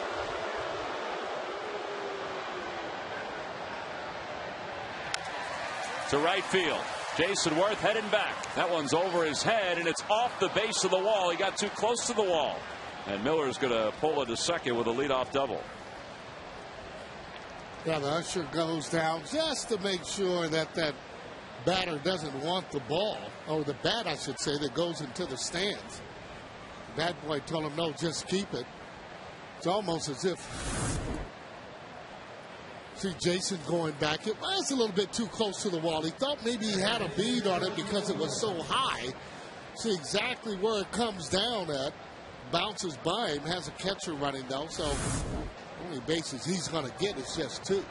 Well, now the Reds could try to sacrifice Miller over to third with Cueto at the plate. He squares and he bunts it foul. Cueto kind of got in the way of Brian Schneider as he was going after that ball. Now, it is a catcher running from second, so the Phillies are hoping that they may have a play at third. Well, you can have a play if Dobbs can stay there at home there at third base, and you know that Kyle Kendrick can go over and get the ball if it's bunted toward that line. If it's bunted too hard toward third base, Dobbs has to come and get it and then take the out at first base. Cueto bunts it over toward third. Nobody's covering, so Dobbs will do just what Sarge just talked about. 5-4 on the sacrifice. And there's one away.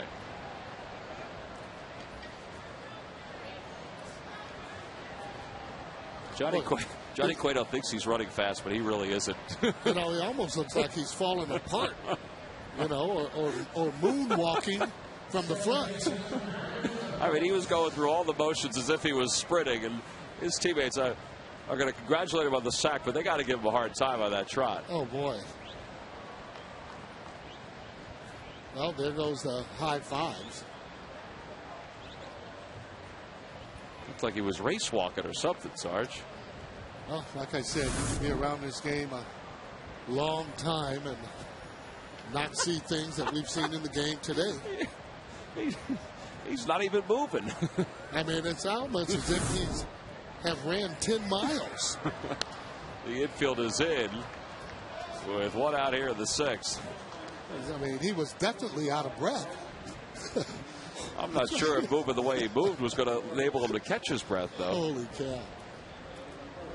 That youngster just caught something that he's pretty excited about. 0-1 the count to Brandon Phillips, who's 0 for 2. And he hits it hard, but right at Dobbs, who looks Miller back to third. Boy, that couldn't have worked out any better for the Phillies.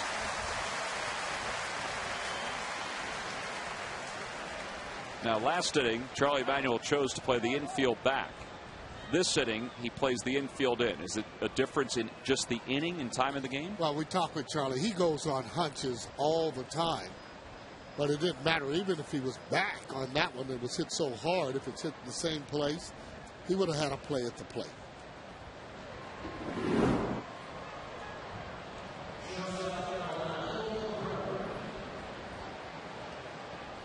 So Kendrick trying to work out of a A jam with a runner at third and one out for the second straight inning. Orlando Cabrera's 0 for 2. He's grounded to Jimmy Rollins twice. And he hits one in the air right side. How about Kendrick? He's like Houdini tonight. Wilson Valdez behind Ryan Howard makes the catch, and the side is retired. The Reds strand a runner at third here in the sixth. No runs, one hit, one man left. We go to the bottom of the sixth, the top of the order.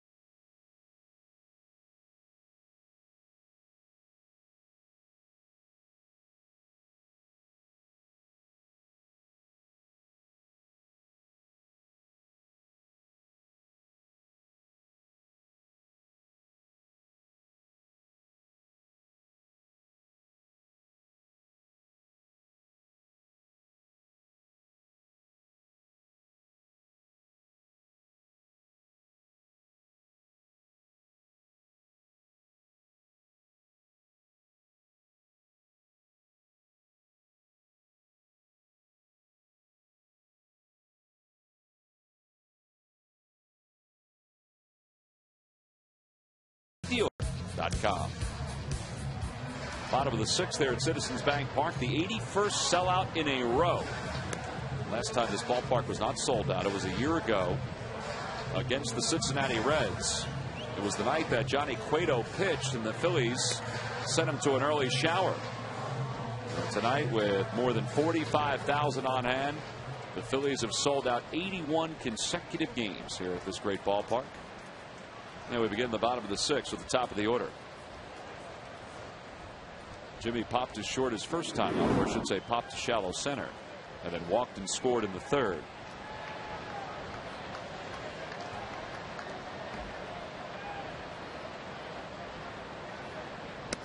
And a fastball in, and it's 1 ball and no strikes.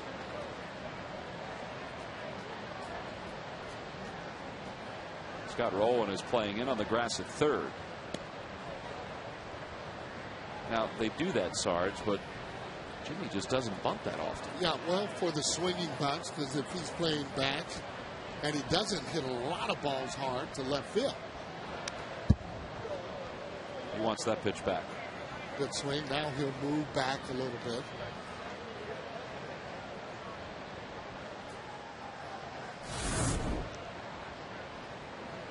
Fouled that one straight back. He'd like to have, might have been a little bit too high, but that's an aggressive swing, and that's what Milt Thompson was talking about.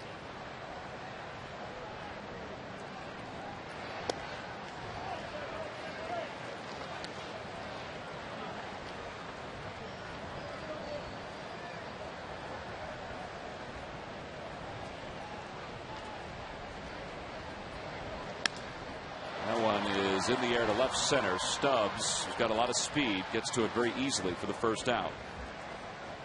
So what a way. Well, there's been a lot of quirky things that went on tonight here at this ballpark. And it's time now for a Coors Light freeze cam. Here's the first one. This is an error to Johnny Cueto. Trying to make that play without a glove, and then subsequently Jimmy Rollins scored. He did score as he slides in, and next bit time it happened. Picked off there by Shane Victorino. Now, this is right before the squeeze there. Third base coach Barry. And there's the catch of that. And here's Cueto as he's looking up to the sky for some air. That is our Coors Light freeze cam. And Victorino takes a pitch for a strike. It's 0-1. Shane's 2 for 2 today. I tell you, this guy has an excellent fastball. I don't think he throws it enough.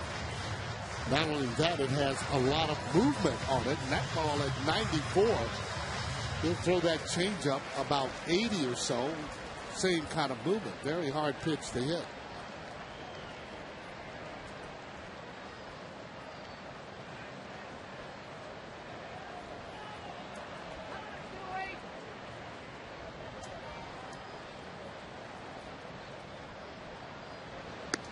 And he lays off a high fastball. 1-2 the count to Victorino.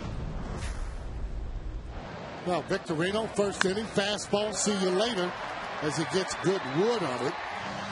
Well, maybe they're listening to Milt a little bit. He pulls that one right down the right field line, but it hooks foul. Just under the auxiliary scoreboard.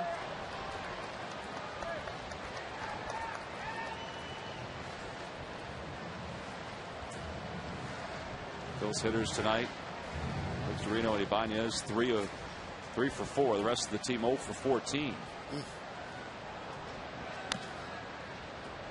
Charlie did say the other day that he needs at least 2 of the regulars to get hot. Right. Not exactly what he wanted, but to get hot and have the other guys chip in. And for me, just everybody should do their job. I mean, scoreboard's going to dictate what you're trying to do at the plate.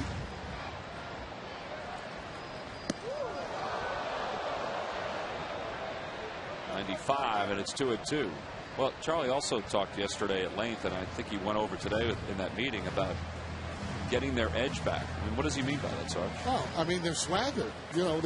I think they're getting out energized by a lot of teams because of where they are, their status. And a good example I thought was in Pittsburgh, where it just seemed that they just kept pushing. Pittsburgh kept pushing, and a lot of times teams that are better, you should be beating them, but it's just not happening.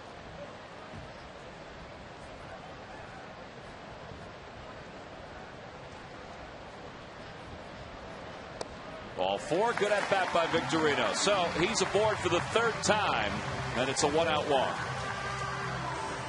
Well, they had swagger through the 17th of May. Wouldn't you agree? Well, yeah, and look at the average and the runs that they were scoring. Well, and still, for me, they still haven't gelled.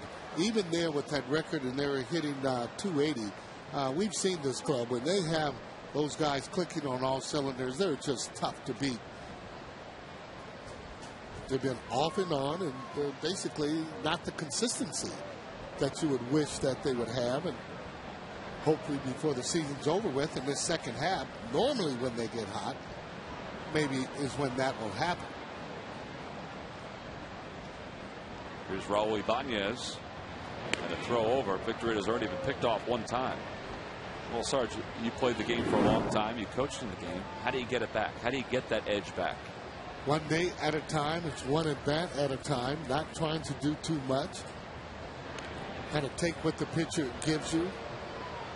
There are times when you go up there, you're not looking to hit that ball out of the ballpark. Obviously, you always want to try and get a base hit, but if you get the opportunity where you can hit the ball to the right side, you have 1 out, runner on 3rd. That's what I'd like to do. I'd take that all day long, that RBI. They've also talked about just winning each inning. I mean, making it even as simple as that. Well, I think different managers have different philosophies. We were always preached to, you got to win the series if you're going to be able to compete. And that was always in the back of our mind. That one's hit hard towards second, scooped up on 1 hop by Phillips, and it's going to turn out to be a 4-6-3 double play. Side is retired here in the 6th. No runs, no hits, nobody left. We played 6 here in Philadelphia. It's the Phils 2 and the Reds 1.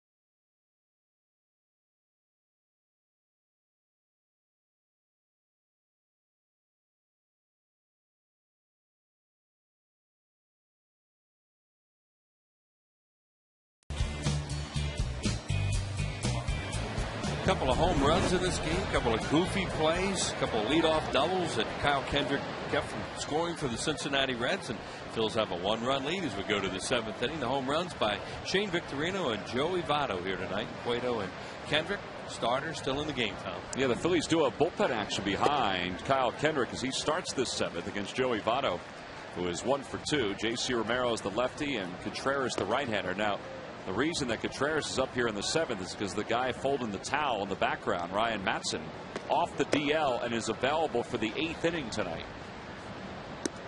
Charlie seemed to be very excited about the fact that he has Ryan Matson to pitch the 8th inning. Oh, yeah. You know, you talk about making a deal and bringing in a player. Well, they got one today without making a deal. They just activated one. 1 ball and 1 strike to count to Votto.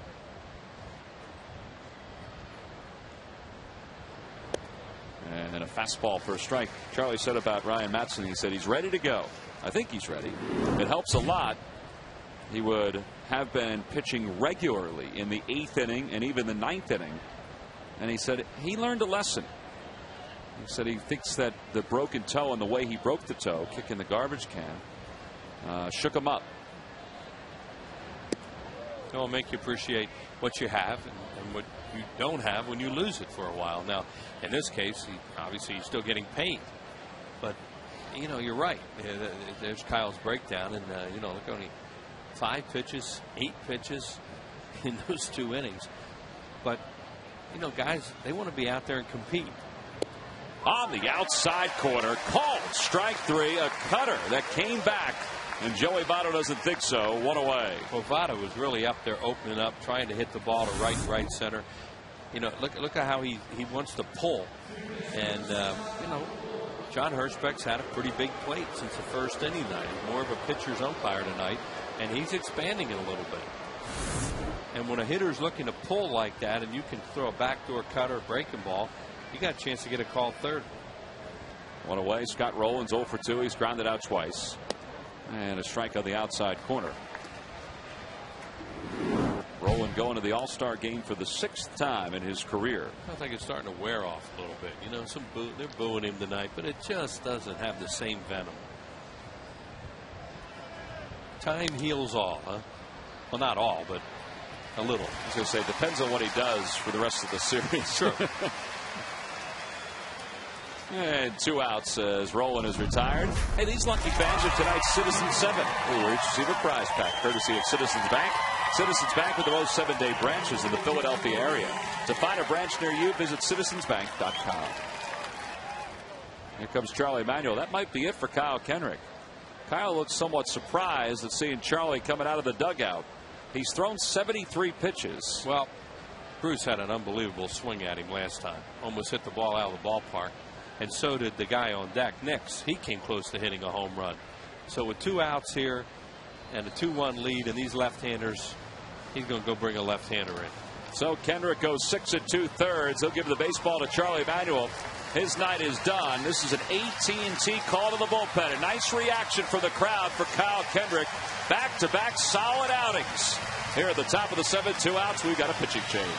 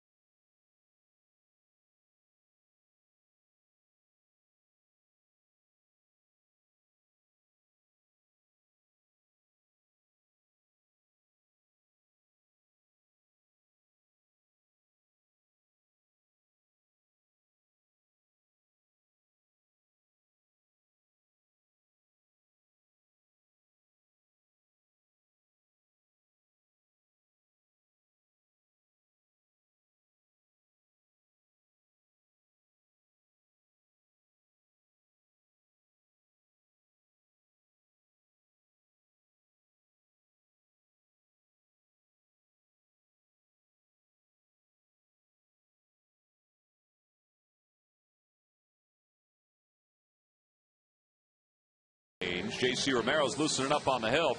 Hey, the San Francisco Giants just absolutely beat up on the Milwaukee Brewers this week. Now, the Brewers did not do too well with runners in scoring position, and that's one of the reasons why. Well, those Giants will be here a little more than a month from now for a 3-game series. All 3 are at 7:05. You want to see a bright rookie. Buster Posey is becoming very quickly one of the brightest rookie prospects in the National League. Saw him a few years ago, as you see Freddie Sanchez with 3 hits a day, double, 2 RBIs. We saw him in that game when Florida State played the Phillies. Right. A couple years ago. And, you know, Buster Posey was such a hotshot college player at that time. And now he's a big-time major league player. Yeah, former #1 pick who's up in the big leagues, and that's why they traded Benji Molina to the Rangers. J.C. Romero's in his 26th game. On in relief of Kyle Kendrick facing Jay Bruce. Talk about matchups now with Madsen, and it's showing itself right here, in my opinion, as Kyle's out of the game. If, in fact, he were to get on and they bring Nix up and hit for him with Gomes, they have Contreras for Gomes. Swing and a miss. It's 1-1. And what Charlie really hopes here is that he gets Bruce out and ends the inning. Now, folks are probably wondering about Kendrick coming out of the game, because he didn't throw a whole lot of pitches, but Jay Bruce had a couple pretty good at bats against Kendrick tonight. Yeah, they both did, and so did Nix his last time up. Almost hit it out. And that's what he's going off right now. He's going off that right now. Now, he took a shot early in the inning with Votto, and he got him out. But he decided not to roll the dice another time in this inning. 2-1 the count to Bruce. And a swing and a miss. It's 2-2. Good pitch from Romero. Well, Kyle pitched a complete game his last time against the Pirates. 6 2/3 tonight. Hey, did a good job. Swing and a miss. He got him. So the lefty against the lefty works out in the favor of J.C. Romero and the Phillies. 1, 2, 3 go the Reds here in the 7th. Kyle Kendrick 6 2/3. He stands to be the winner if the Phils can hang on.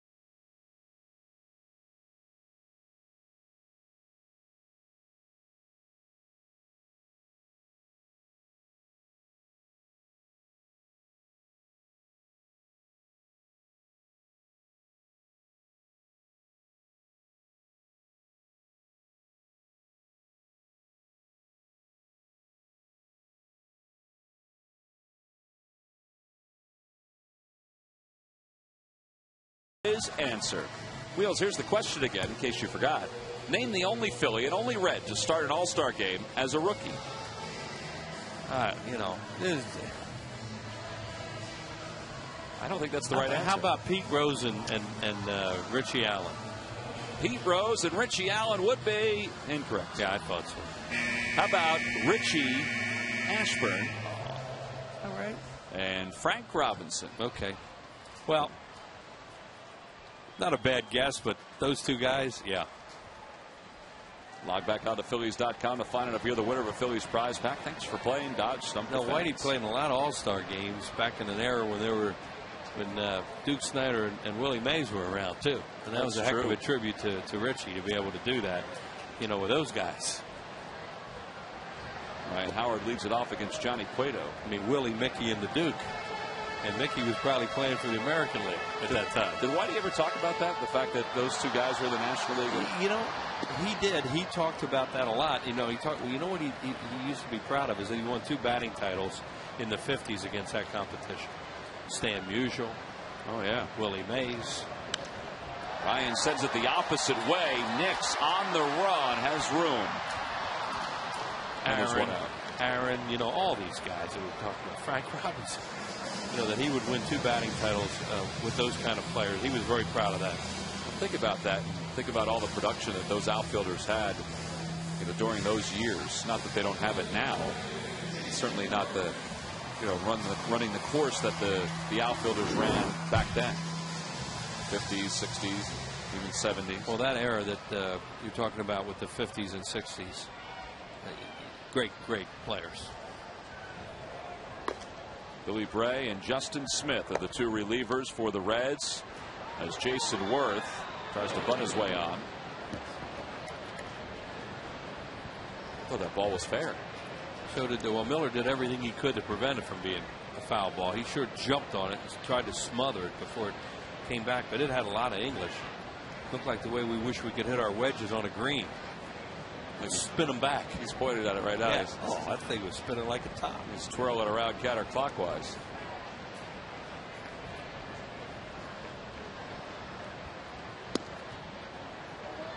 One ball, 1 strike to count to Jason. Jason tonight is 0 for 2. He's grounded out to Rolen twice. And he hits one softly up the third base line. Tough play for Rolen. Bare hands throws a little high, and Votto's off the bag. Scott Rolen was good at that play as anybody, but he was way back for Jason Worth. Even though he tried to bunt his way on, he wasn't buying that. You know that he was going to keep trying that the whole event. Plus, he had 2 strikes. But here it is. He swings, hits a dribbler, and watch how far Rolen has to come for this. Here he comes. Still quick as a cat, but throws a little bit wide. It would have been close if it had been on the back. See how far back Scott was. That's amazing how quick he still is. He's 35 years old now. As he's told you? As he's told me that he's old. He's an all-star too, huh? He is for the 6th time in his career. Here's Greg Dobbs. And Dobbs hits one on the hands for the 3rd time. Oh, how about Brandon Phillips? He decides to play it on 1 hop, and they get a double play. That's a great play by Phillips. Now, Jason Worth is saying, I was on the bag. But Laz Diaz is saying, that doesn't matter. And Davey Lopes is telling Charlie Manuel to stay in the dugout. The double play is recorded. Phillips could have caught that out of the air. Instead, he played it on 1 hop because he saw Jason Worth going back to the first base bag. So, in the 7th, no runs, 1 hit, and nobody left. Little heads-up defense by Cincinnati. Make sure this is a 1-run game.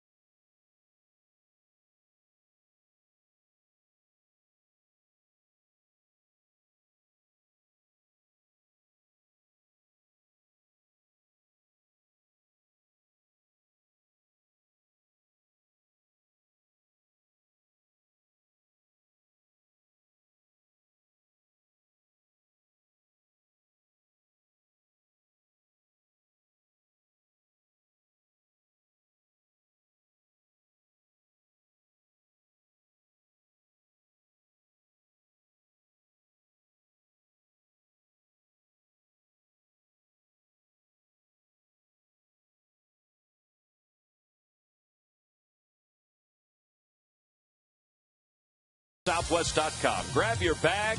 It's on. And by Suzuki and the amazing Kizashi Sports Sedan. Well, as the inning got underway, or as we were getting set for the inning to get underway, it's the top of the 8th. Phillies lead it 2-1. J.C. Romero is loosening up, and then the Reds sent Johnny Gomes up to pinch hit for Lance Nix. He was introduced, so that Charlie Manuel decided to go to the bullpen. So we've got a pitching change here at Citizens Bank Park as we get set to begin the 8th.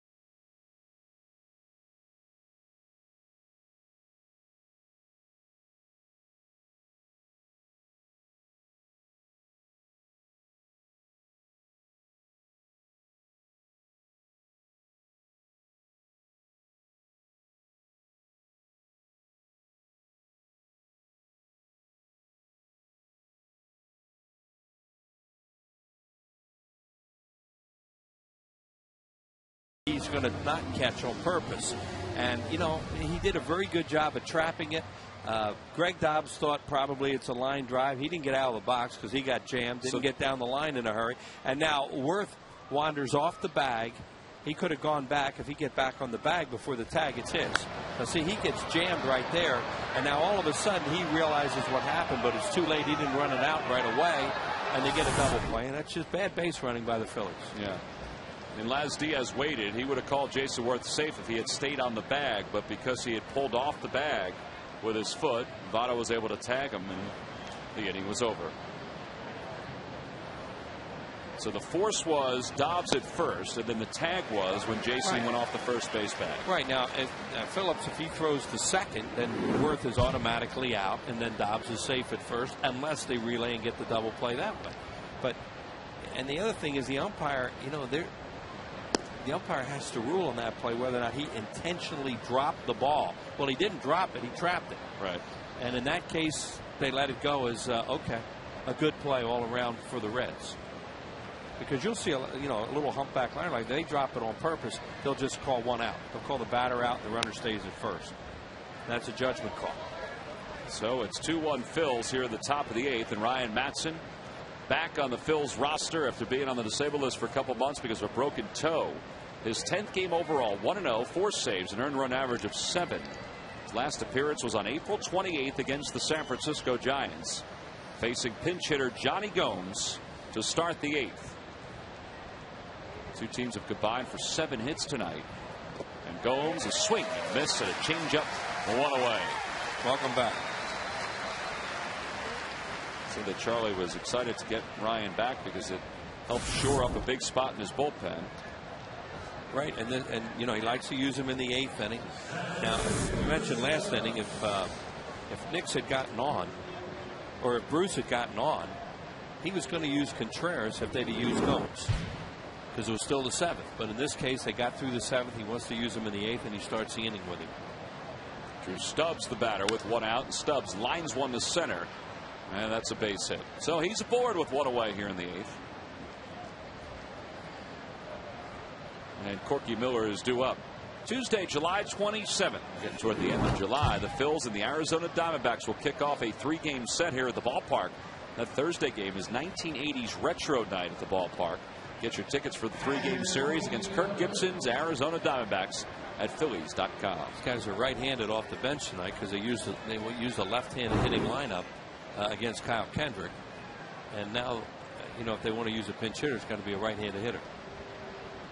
I'm not sure if Ramon Hernandez could be used or if it would be just an emergency. But Chris Heisey, one of those right-handed batters, is in the on-deck circle to pinch hit for the pitcher. He hit a home run in the Mets series. Corky Miller doubled his last time up. There's Heisey.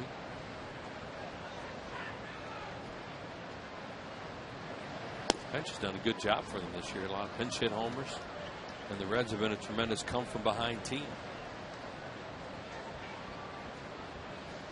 Dusty Baker relaying the signs. Drew Stubbs can fly over at first. He's got 16 stolen bases.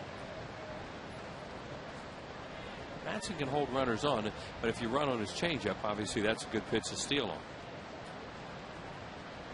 He has quick feet. For a tall guy, Ryan's always been pretty good at this. And that really helps when you're a late inning reliever too, that it's not a track meet when the guy gets at first base.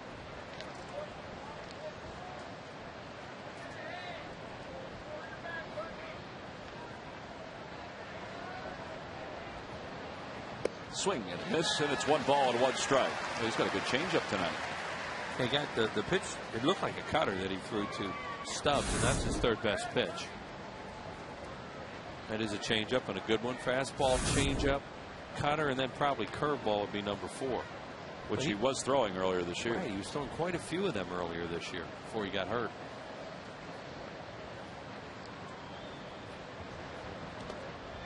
That's in the dirt, and a good play by Schneider. Rolled right up his arm. And it's 2 balls and 1 strike. Brian Schneider back catching today as a starter. Came in late in last night's ball game. And he's handled every pitch with that sore thumb.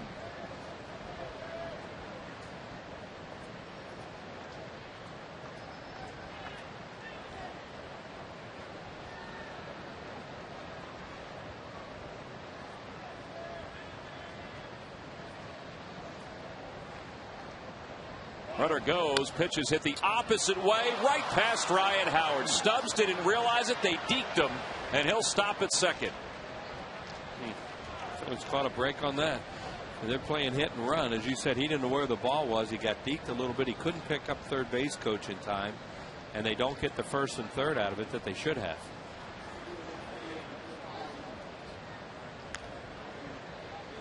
Here's Mark Berry, the third base coach for the Reds.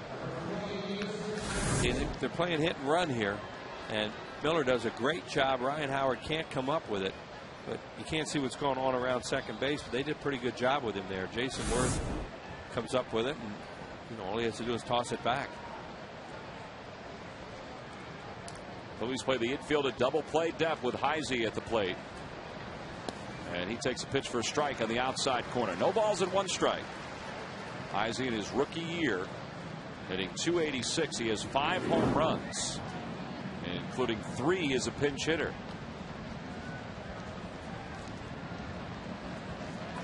It was a double play depth, making sure they hold Bruce on at second. Little pop up, and that'll be back in the seats. 0-2. Excuse me, I mean Stubbs on at second.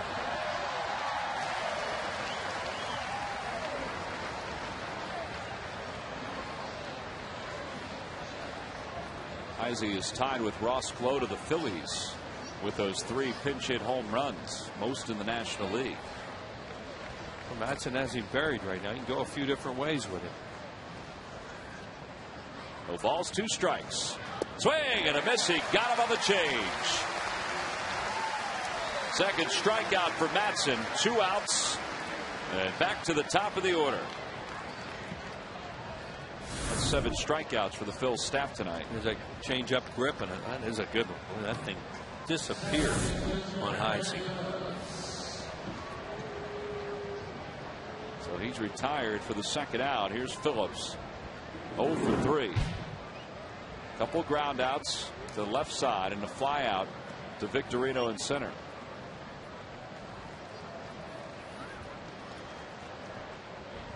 Both the Mets and the Braves are off tonight. So the Phillies are trying to gain a half a game in the standings.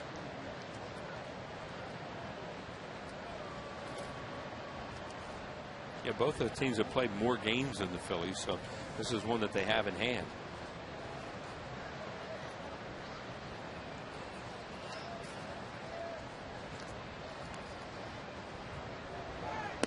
Down low, 1 ball and no strikes. Phillips has 3 hits and 7 at bats against Matson for his career.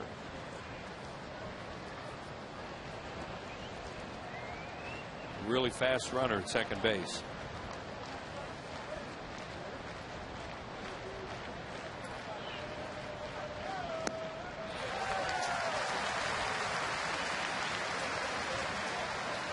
The last minute before that pitch came in, Jimmy Rollins kind of snuck behind Drew Stubbs at second. That chased him back toward the bag because he had a pretty good sized lead. He left a pretty big hole on the left side too.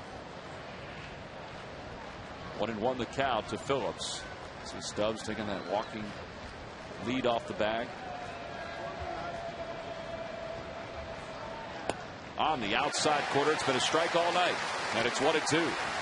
Phillips doesn't think so, but John Hirschbeck has been consistent with the outer edge. So big spot, 2 on, 2 outs here in the top of the 8th. Basically fastball changeup. You wouldn't think he'd change right now. This guy will chase up too with fastballs once in a while.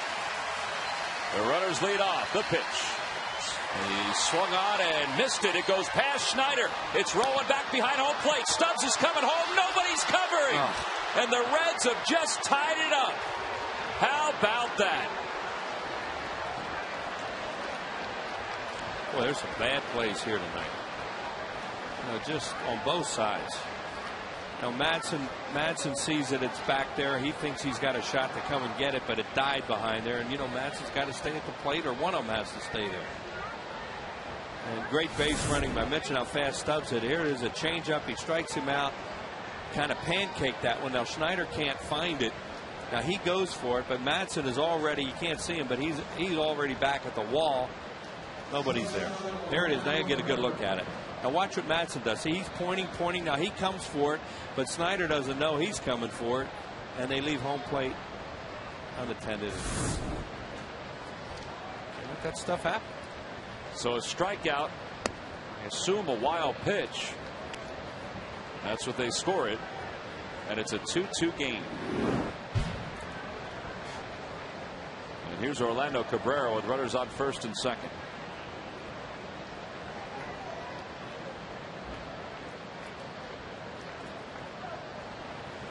Swing and a miss. 1 ball and 1 strike. Got a pitcher tonight trying to catch a ball without a glove, and you have a play like that. It's amazing.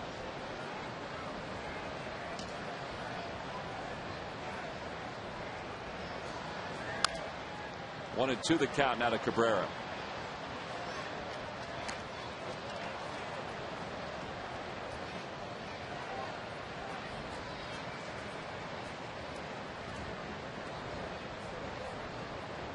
Jimmy was trying to get to the plate, but it was obviously too late.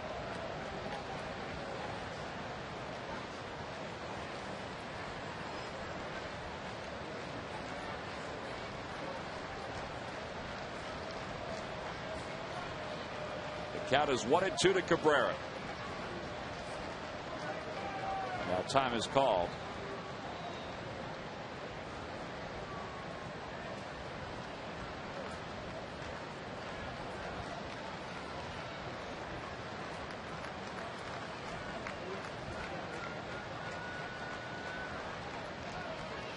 I think that play is going to be running through everybody's mind for the next little bit.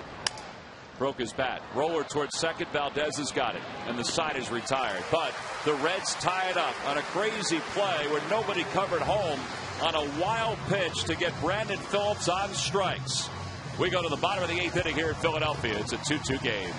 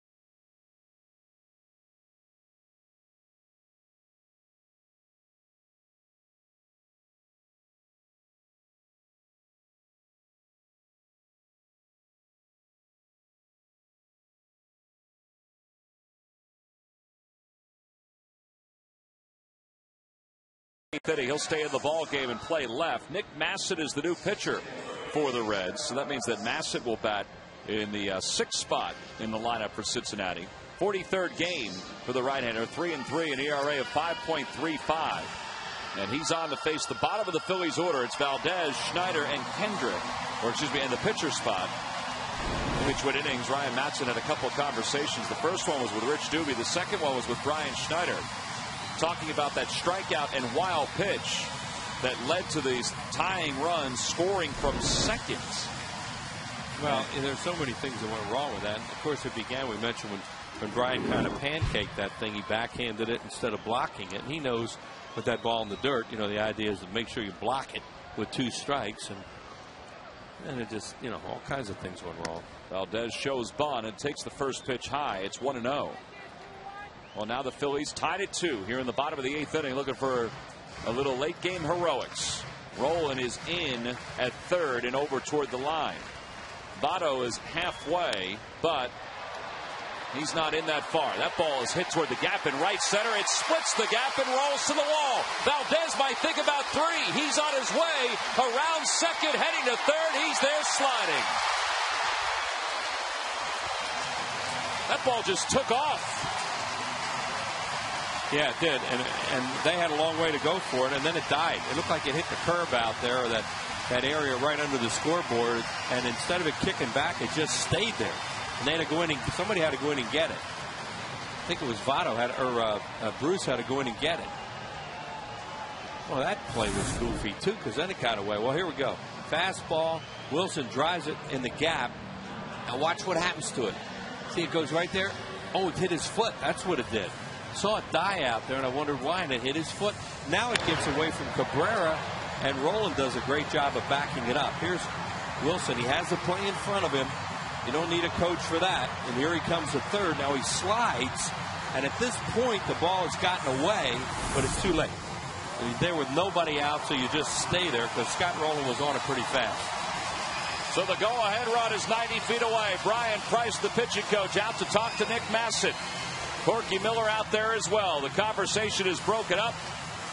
So Dusty Baker's team tied it in the top of the 8th, and now the Phillies are trying to retake the lead here in their half of the 8th. Brian Schneider is the batter. Used to kid around when you had great games. You went out afterwards to talk about it. Was a 2, 3, 4, 5 beer night to talk about the game, all the things that went on. This is a 6-pack. I mean, it is nuts. And for the loser, it might be more than that, so forget about it. Yeah, I mean, it's not even over yet. The infield is in for Schneider. And he takes a fastball for a strike. It's 0-1.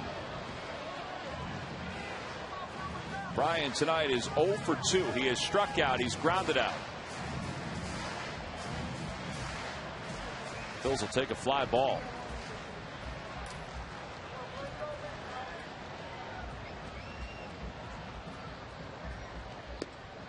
One ball, 1 strike the count. Ross Gloat is on deck. Arthur Rhodes is in the bullpen for the Reds. Yeah, and Arthur, they didn't bring him in to pitch to Schneider, but they bring him in to pitch to Gloat. And then, of course, the Phillies would go to Francisco or somebody. There's Arthur. But Schneider's huge right now. Lidge is at the bottom with Phils. And he was out in front of that one. And it's 1-2. Really being aggressive there, trying to hit the ball in the air and get the run in.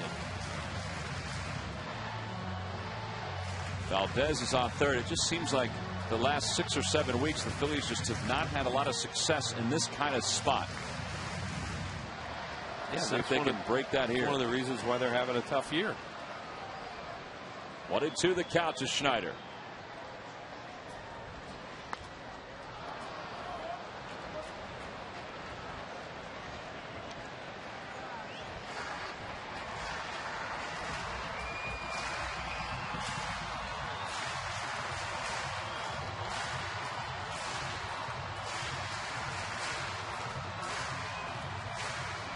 The Reds bullpen, 84 games, 18 wins, an earned run average of 4.35. Not stellar, but they've got some guys that are pretty good. It's 1-2 to Schneider.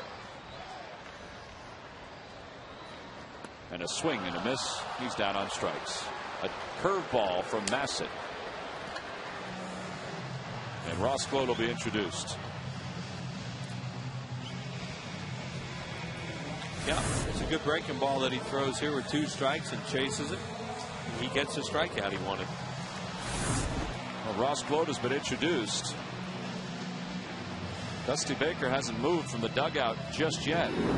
He and Brian Price are talking, and he's looking at his lineup card.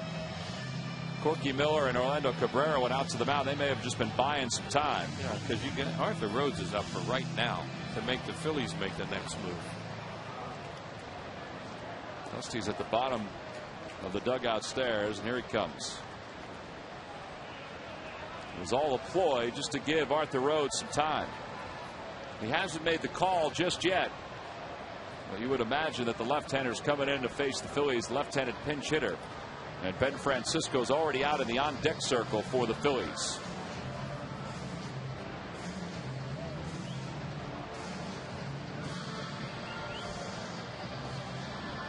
Now, he hasn't called anything yet. He hasn't signaled anything yet to the pen. Francisco is in the on-deck circle. What? Yeah, here comes Gload. Gload's coming back up. Yeah, Phillies have to be careful to make sure the pitcher's in the game before the pinch hitter comes up. They're now good. Now here goes a move for Rhodes. Now you can make your move. Dusty Baker kept looking out of the corner of his eye, and so did Corky Miller. They saw Francisco in the on-deck circle. Well, finally, the call to the pen. Arthur Rhodes is coming on for Dusty Baker. Ben Francisco will be introduced as a pinch hitter.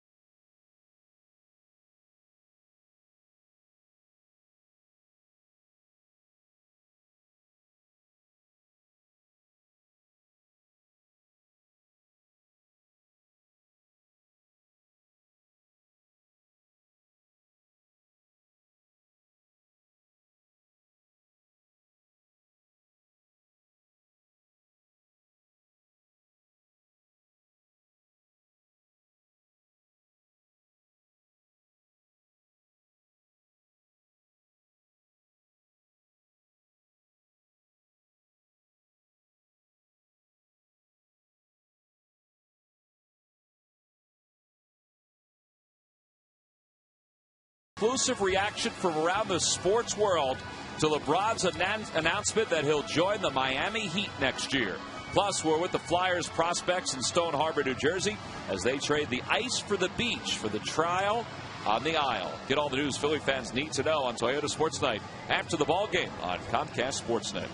So LeBron is going to Miami with Dwayne Wade and Chris Bosh. Here, the Phillies are hoping to get to the plate with 1 out and a runner at third.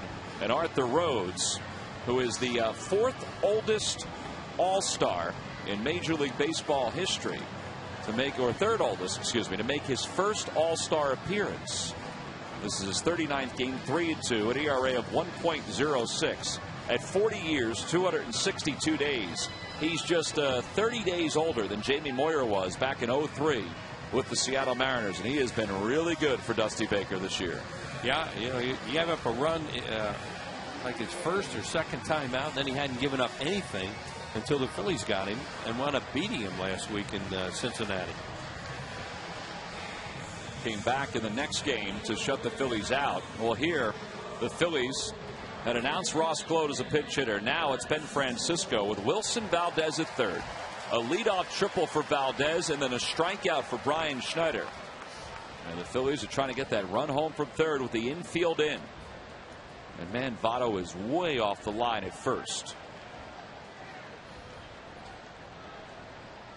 Francisco does have a hit. Yeah, that is really interesting when you just pointed out, Tom, how far off he is. They are just saying, hey, if you squib one down the line or hit one down the line, fine.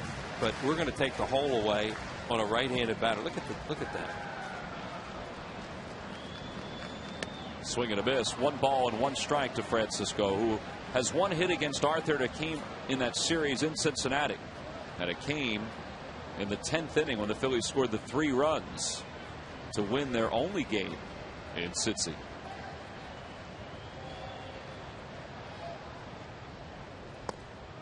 Down low, and it's 2-1. We've been ahead in the count, looking for something to get in the air and get the run in.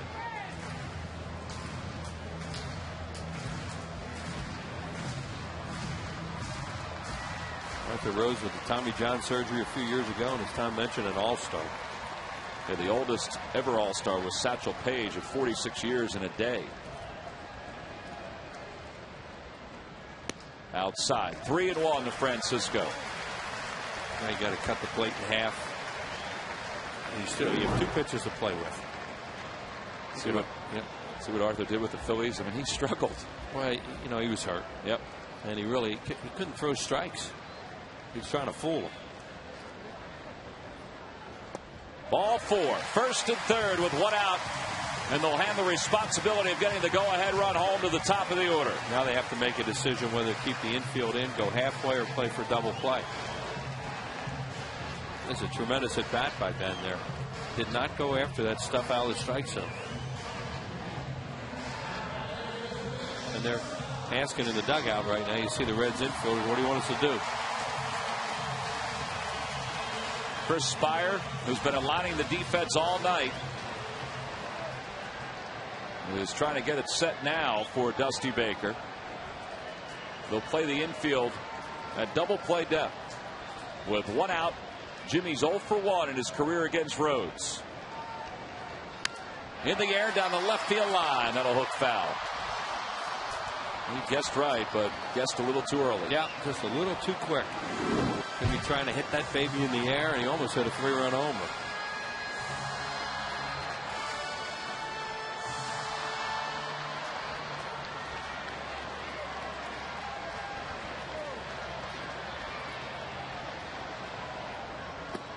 A little low, and it's 1 ball and 1 strike to Jimmy. Outfielders are pretty deep. A heck of a chance to get this run now if he can hit that deep fly ball. Well, they are deep. Heisey is the left fielder. Yeah, where he is. Their feeling is they'll come in, you know, if they have to come in for the fly ball and try and get something behind it on a throw. That ball nearly got away from Corky Miller. Dusty Baker has had a consistent Arthur Rhodes this year, and lately a consistent Francisco Cordero in the back of his bullpen. 2-1 the count to Jimmy. In the air to left field. Heisey comes on, makes the catch. Valdez tags from 3rd. Here's the throw. It's offline, and the Phillies retake the lead. A sacrifice fly for Jimmy Rollins, and it's 3-2 Phils.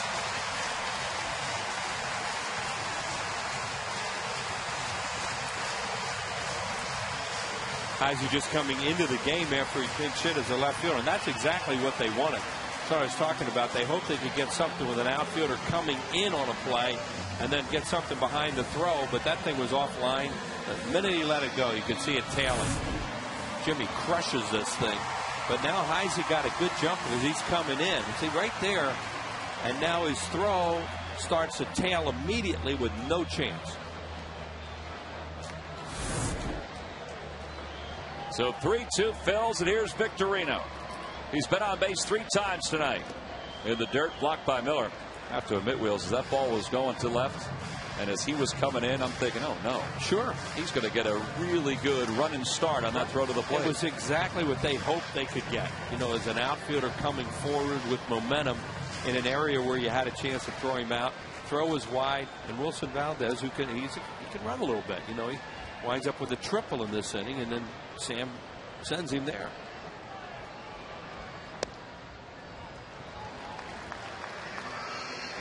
Boy, this game is the good, the bad, and the ugly, isn't it? It's got everything in And it's got Brad Lidge waiting to come into it. Been loosening up for a while.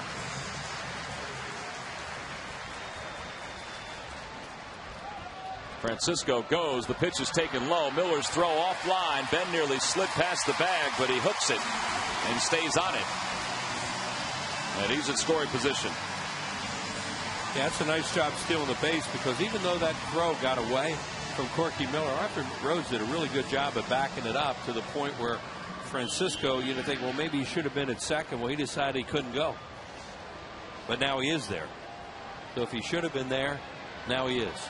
Well, third stolen base of the year for Francisco. He'll score on a base hit, or he should score on a base hit.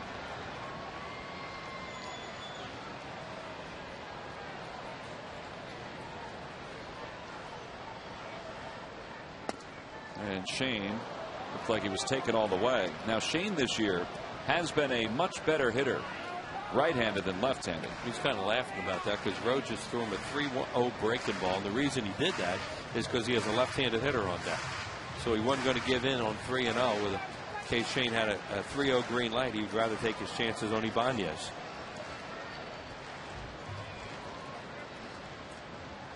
That one's a liner towards center, but right at Drew Stubbs in the side. He's retired. But the Phillies retake the lead. Wilson Valdez, after tripling, tags up and scores from third on a sac fly from Jimmy Rollins.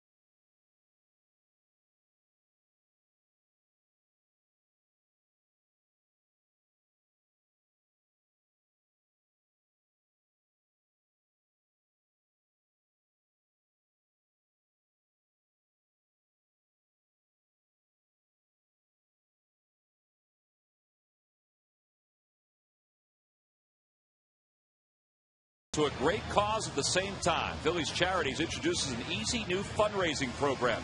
Now you can select the player and the stat that you would like to follow. Pick your pledge increment. Choose where the money will go from 4 different Phillies charities. It's that easy. You can see the community section at Phillies.com for details, and you can select the save category for Brad Lidge, and that's exactly what Brad is stepping into here, as the Phillies are leading at 3-2 as we go to the top of the 9th. And Brad will face a tough part of this Reds order. It's 3-4-5. 16th game, 1-0. An ERA just under 5, and he's coming off a very good outing his last time out, Wheels. Right, and he's facing the guy that got him last time. Right out of the chute now, he's going to get Joey Votto. See, Lidge has converted 40 of 42 career saves at this ballpark. Last week, he got this slider in the middle of the plate. Bam. Joey Votto tied the game up.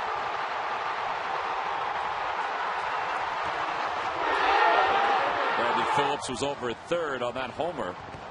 And Brad said after that ball game, it was like a wake-up call. Can't just throw sliders. And last time out, he threw a lot of fastballs. So here we go. Top of the 9th. Phillies lead at 3-2. Joey Votto tonight is 1 for 3. And he hits it hard, and he's aboard. That wasn't even a strike. He just threw a high fastball there, and that guy tomahawked it in the hole. So the potential tying run is aboard. Here's Scott Rowland. See right here, that's not a strike. You see how high it is in the strike zone. He gets on top of it. They kept him in the yard. Well, Scott Rowland just 1 for 12 against Lidge in his career. First time he's faced him this year. Votto is a threat to run. He has stolen 7 bases. Lidge, we haven't seen him all that much this year, but he tried to have a better move this year, or to do some things to pay attention to runners, because they really ran on him last year. Votto goes back to the bag even before that throw. Yeah, it's not a move that you don't see coming if you're a base runner. That little skip he takes, it's coming over there, or else he's just going to step off. But at least he's made Votto aware of the fact that he's aware of it. Another toss over. Lidge got in a bad habit last year. The first pitch he would just throw home and they would take off because he wouldn't even throw over or even look over.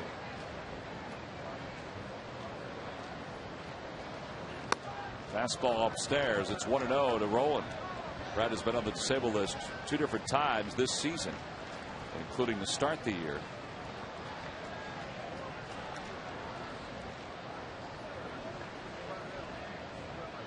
Because the Phillies have struggled so much lately, he hasn't been getting a lot of consistent work in save situations, and now he's behind 2-0 to Scott Rowland. Here's Charlie with a little different vantage point as we start the top of the 9th.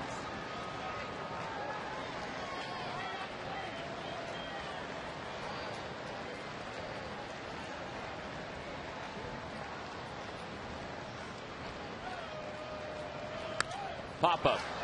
He'll find the seats behind home plate. Still trying to get down in the zone. He's up with the first 4 pitches that he's thrown in this inning. Jimmy Rollins is going to come over and just have a word with Brad Lidge. With the count 2-1, the sold out crowd asked to get loud by the big video board in left field. Sometimes it's good when an infielder comes in and just gives the relief pitcher a break. Fingers are crossed all around the Delaware Valley.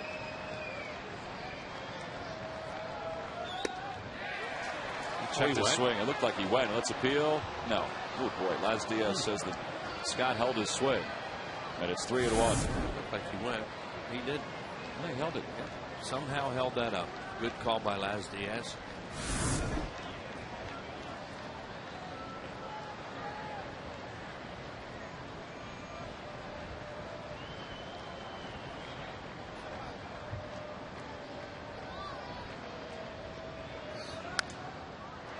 One's at foul territory of the third base side. Castro, who came on an inning ago for Greg Dobbs, gives it a look, and it's out of play. Interesting situation now whether they would run here or not, whether they're worried about a strikeout double play or a ground into double play, or whether Dusty Baker's just content to leave it alone. Now, Dusty does not usually go by the book. He usually goes by his gut. Yeah, or the strength and weakness of what he feels his player is here. Scott Rowland's had a heck of a year for him. Votto goes 3-2 way outside, ball 4. And there are 2 aboard. 3-2 slider, not close.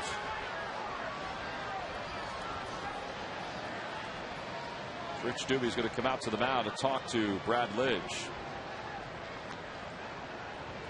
We got Rowland swinging a couple pitches and popped them up foul. His command, though, hasn't been as sharp as it was the last time he was out here in that series against the Braves.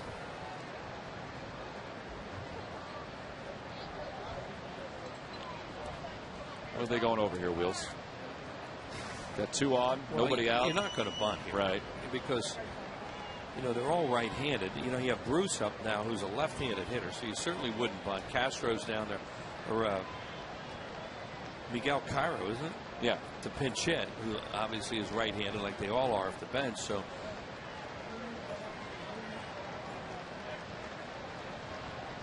Well, this game will encore tonight at 10:30 on the Comcast Network, and again at 1:30 a.m. right here on Comcast Sportsnet. And then Phillies coverage on Comcast Sportsnet continues tomorrow versus these Reds. Coverage begins with Phillies pregame live tomorrow at 6:30 right here on Comcast Sportsnet. Pitcher spot is next in their order. Jay Bruce 0 for 1 against Lidge in his career. Runners on first and second. And that pitch is in the dirt. Nice play by Schneider, 1-0. May have been something mechanical that Rich Doobie went over with Brad Lidge, because he's having trouble with his command right now here in this ninth. Bruce fly to center in the second, doubled, and was doubled up in the fifth on a squeeze attempt, and then struck out in the seventh against J.C. Romero. On the inside corner, 1 ball and 1 strike.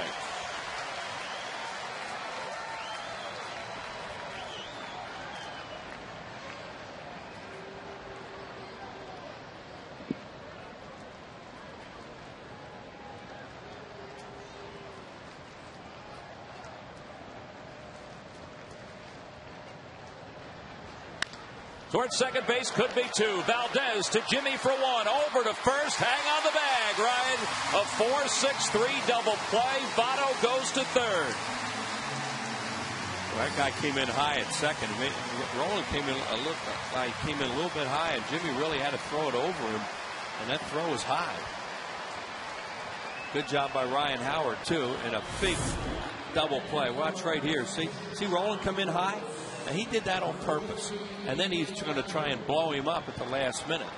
But when he comes in that high like that, watch how Jimmy Rollins has to throw this.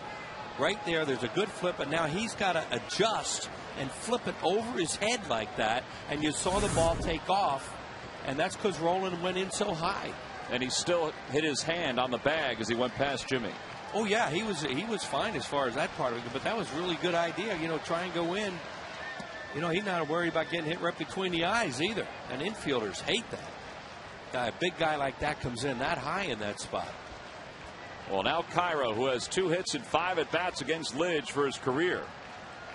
And he's ahead 1 ball and no strikes. The tying run is at third. 2 outs here at the top of the ninth. In the air to left center field. That's going to get the tying run home. Votto scores from third. Cairo's trying to stretch it for 2, and he's at second. An RBI double. It's a 3-3 ball game.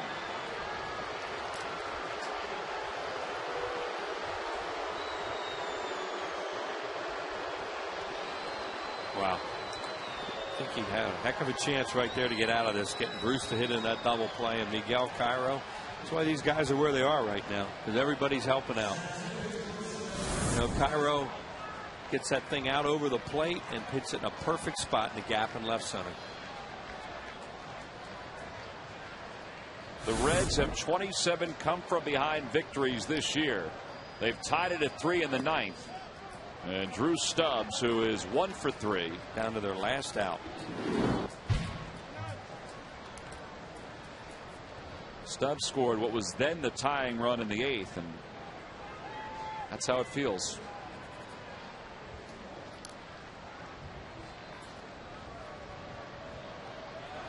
Well, you got to stop it right now. Yep. It's just tied. You're not behind. Emotionally right now, that is draining what just happened. So I've got this game. This is a 6-pack game.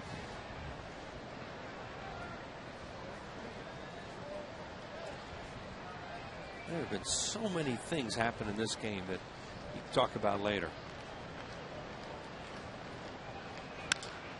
That one's to center field. Pretty well hit. Victorino got a good jump on it, though. Calls it off and lets everybody know he's got it.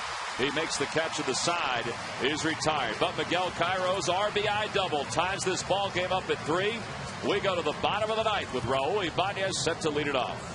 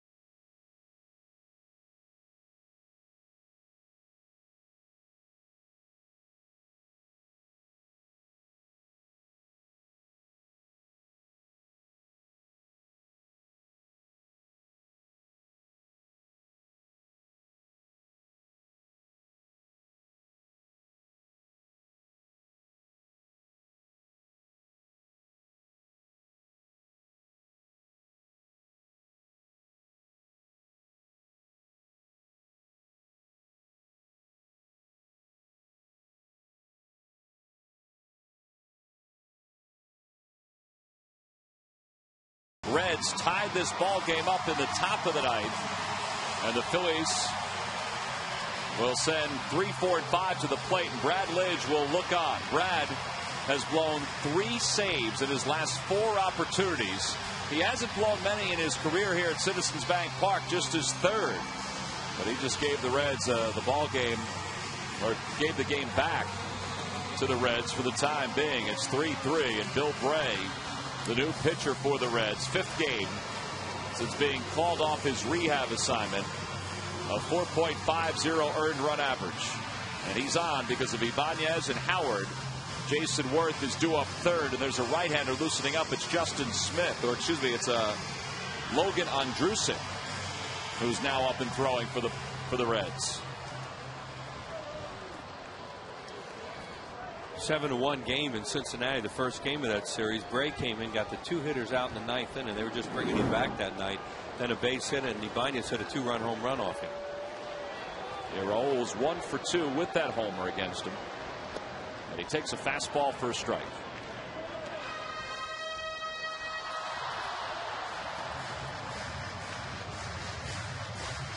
Raul tonight is 1 for 3.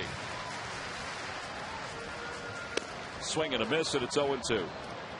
He's grounded to first. He's singled. He's also hit into a double play.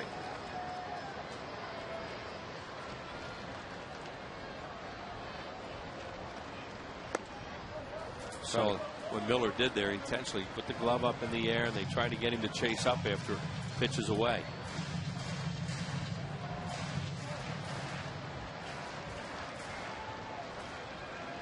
Swing and a miss. He got him. Went after it with a slider, and there's 1 out. So 1 out here in the bottom of the 9th, and Ryan Howard is due up. Yep, fastball up, then breaking ball away, and he chased.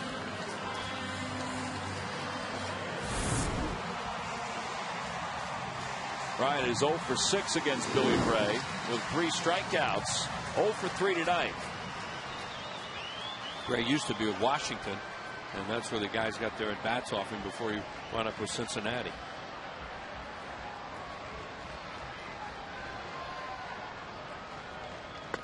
High fastball. Ryan lays off. It's 1-0. Guarding the line with Votto at first. The outfielders real deep, of course. And you see they do not play a 3-man overshift in their infield. Phillips is deep at second. And a slider waved at and missed. And it's 1-1.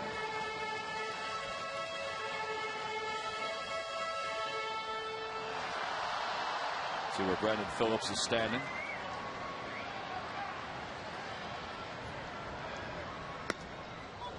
John Hirschback has been calling that pitch most of the night. Well, he just showed him in right there, and now he's opened up that outside part of the plate to go breaking ball away. Unless they want to go back in there again, which probably isn't a good idea. And a breaking ball away, and there's 2 outs. So he got Howard with basically the same pitch, a little lower that he got Ibanez with. And with 2 outs here at the bottom of the 9th, Jason Worth is due up. Well, especially after the pitch before that, when you show him in like that, make him aware in, well, you've really opened up the outside part of the plate. Well, Dusty Baker, it seems, has got everything he needs out of Bill Bray. Andrusik is loosening up at the pen, the big, tall right-hander for the Reds. And he's going to be next up in a 3-3 game here at the bottom of the 9th inning.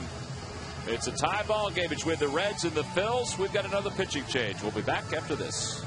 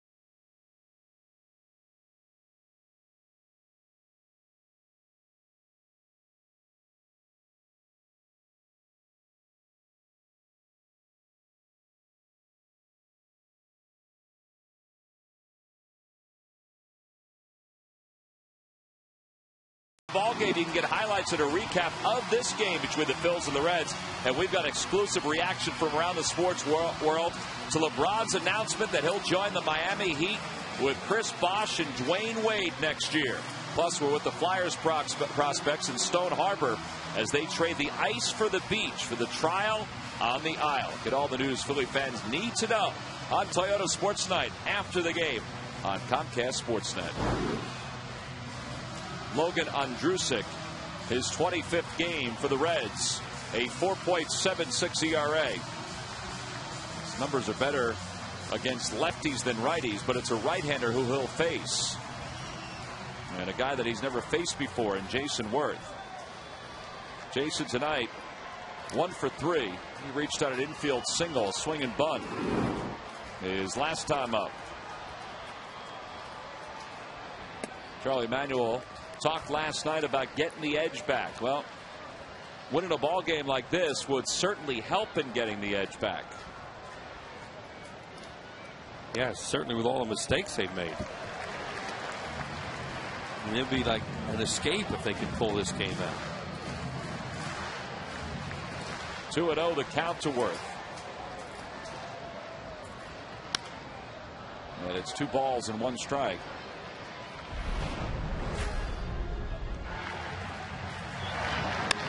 That was Samardzija, right? Yep. The Cubs. And that was Jason Worth's last walk-off home run. Crushed that ball into the seats in left center field off Jeff Samardzija.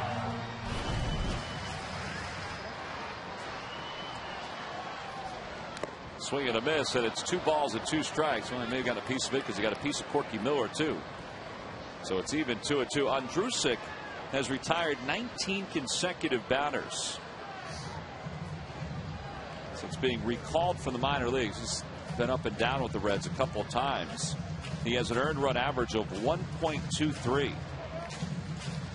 Big, tall right-hander, big downward plane. Fastball, cutter, curveball.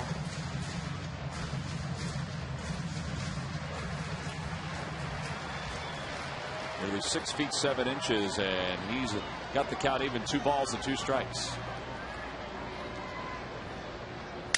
Broke his bat. That'll be a 1-hopper that spins right to Brandon Phillips, and the side is retired in order. So we've got extra innings here in Philadelphia. Phillies go down quietly in their half of the 9th. On to the 10th. It's a 3-3 game.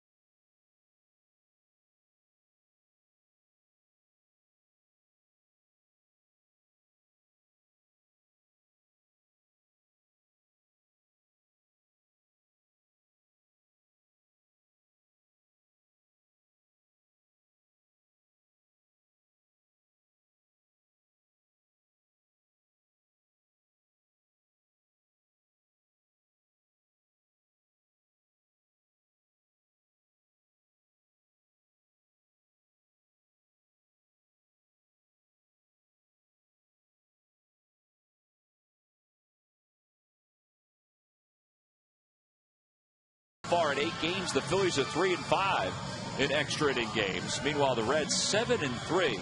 They've won their last 9 extra inning road games dating back to last year. And we said they're a very good comfort behind team.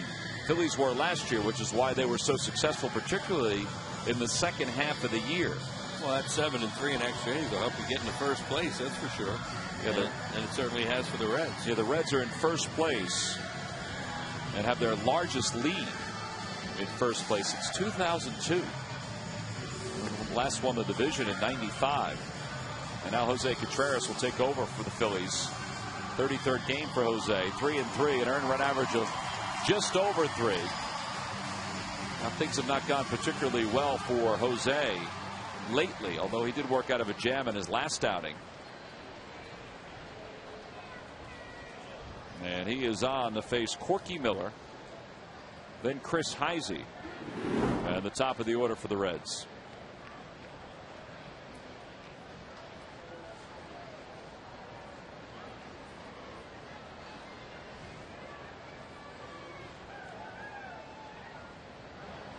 And the first pitch, a fastball on the outside corner.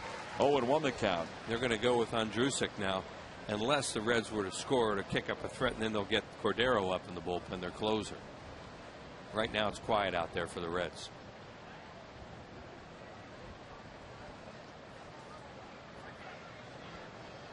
Swing and a miss, and it's 0-2, a slider from Contreras. Now the slider he hasn't been able to command over the last couple weeks, but it's been more the split that he's had trouble with. His fastball has good velocity. He's just been falling behind, but here he works ahead 0-2.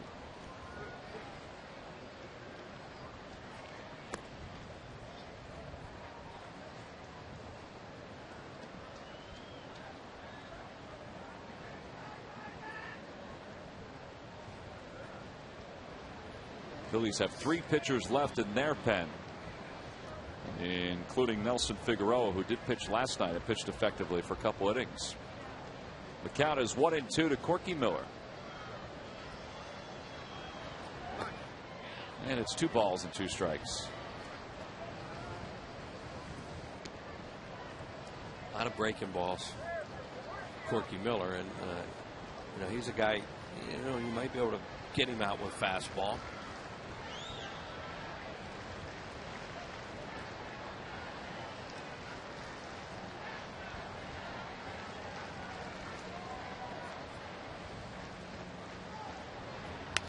Off the end of the bat, a little squibber toward first. And Ryan will take it to the bag himself. It was another slider. It does get the first out here in the 10th. And it'll bring Chris Heisey to the plate.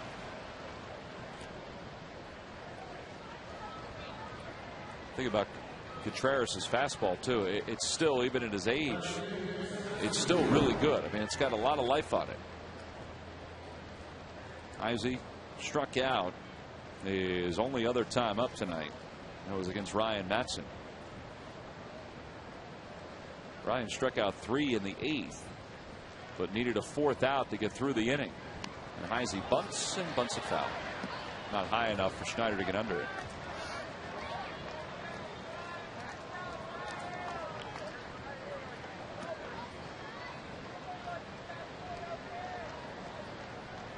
Looking ahead to the Phillies' 10th, it'll be Juan Castro, Wilson Valdez, and Brian Schneider. Those are the guys due up. And what will hopefully still be a 3-3 game.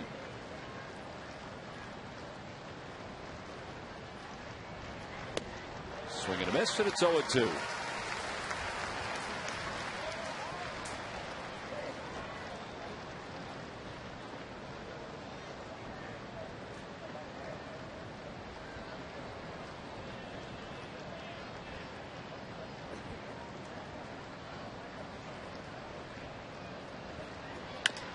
Over towards shortstop. Jimmy takes a nice hop. He's got to hurry. Heisey runs well, and he just gets him.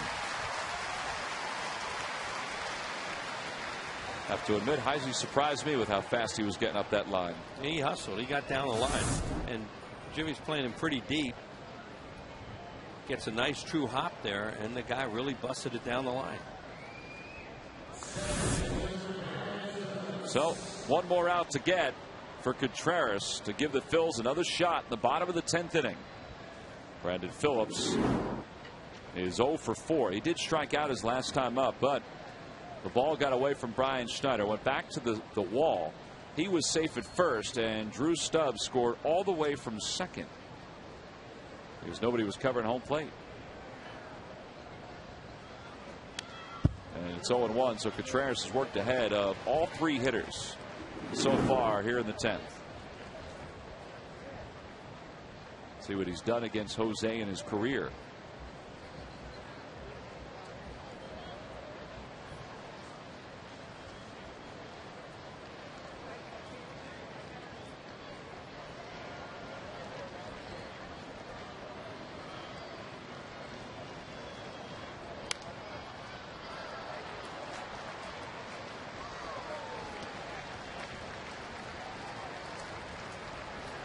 The other thing, you look at that score, 2 Wheels, and it seems like there have been so many games this year where the Phillies have just scored 3 runs or less. Yeah, that's a good point.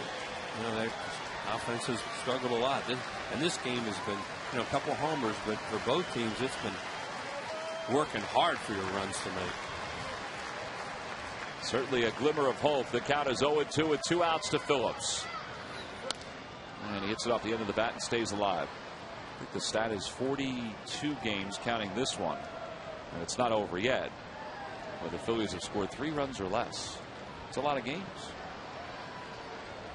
Well, you have to have really, really good pitching, you know, to keep the games there. And, you know, their pitching has been, a lot of their starters have done a very good job. They just haven't gotten runs for them. Slowly hit toward Valdez. Has some time. Phillips is way out of the baseline. Not that it matters, and the side is retired in order here in the 10th. 1, 2, 3 go the Reds. Contreras sets up the bottom of the 10th with Juan Castro ready to lead things off.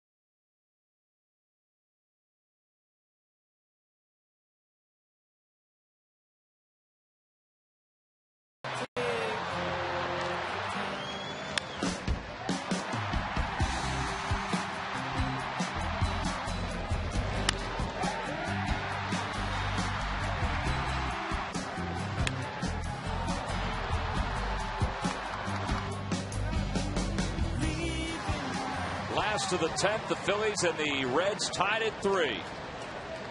And the Phils looking for some final at-bat magic here at Citizens Bank Park. Haven't had a lot of it this year, but there's no better time to start than tonight. Juan Castro leads it off, and he'll show a bunt and take one at the knees for strike from Logan Andrusik. Scott Rowland is playing well up at third base, just in case he tried to do just that, put down a bunt. Of course, Castro played for the Reds 2 different times, 7 different years. When we were out in Cincinnati, he was going from coach to coach, saying hi, saying some of the ushers, some security guards, catching up. Way inside, that nearly got him. 2-1. I was going to take one for the club. It's 92 at your knee. You need a pinch runner.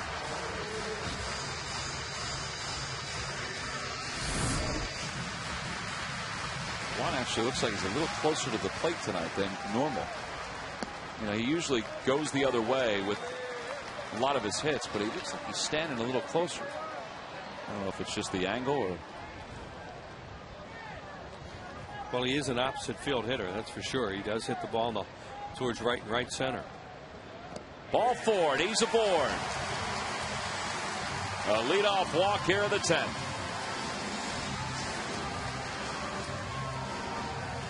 Now you start, you're at a spot in the lineup where it's really tough to tell what you're going to do right now. Because if you bunt him, then they'll walk Schneider probably, because that run doesn't mean anything. And then you have the pitcher spot with Ransom and Sardina left. Right. So all those things are, Charlie and Pete McCann have talked that over on where they want to go with this. Scott Rowland has to look for a bunt, though.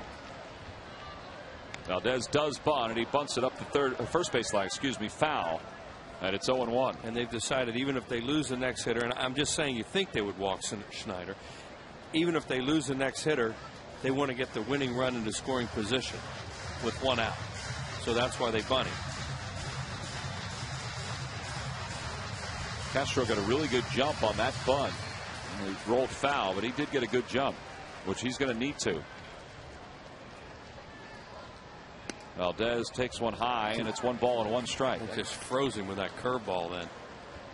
Yeah, you want to try and make Rowland field this ball.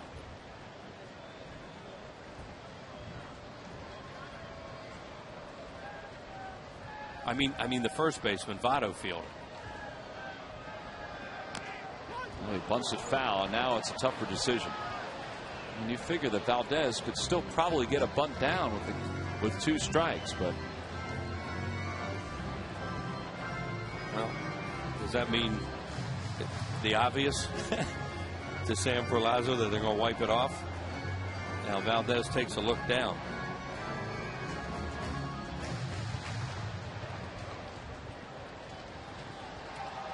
Castro walked to start the inning. He's over at first.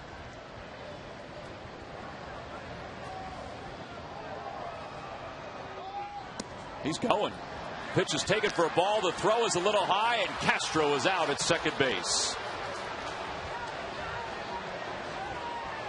Juan is not the fastest of base runners, and I guess Charlie figured, well, maybe we can surprise him. Unless somebody missed a sign. I don't know what happened. And there's 1 away.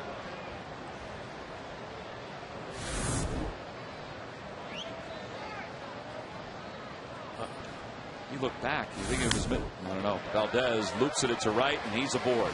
It's a base hit with 1 out.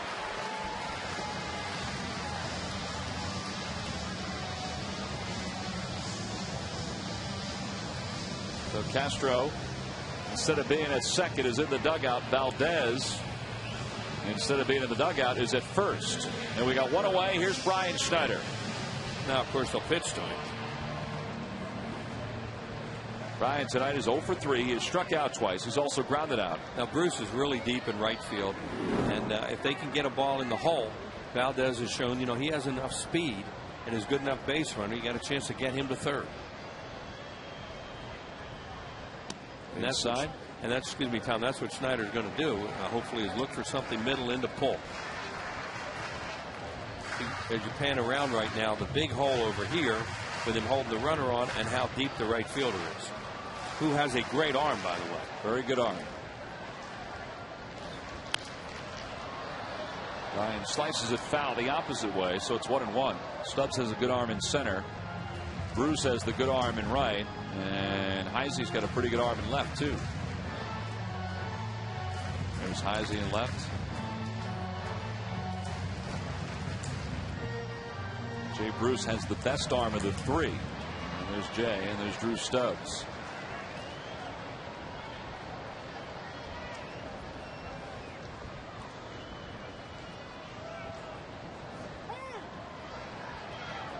Time is called. Brian was waiting too long.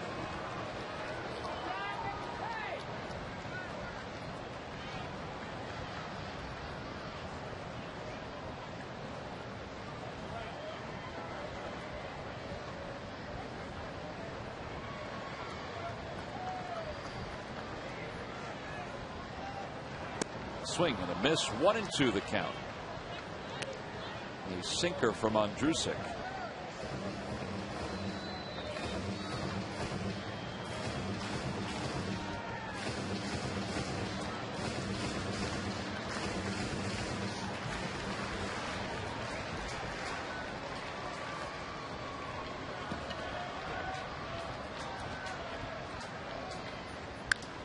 And he lofts it to shallow left center field. Stubbs, the center fielder, comes in. And there are 2 outs. Back to first goes Valdez. And Cody Ransom's going to be announced as a pinch hitter for the Phils. So the Phillies are down to Dane Sardina on their bench. And again, Valdez, the potential winning run, is over at first.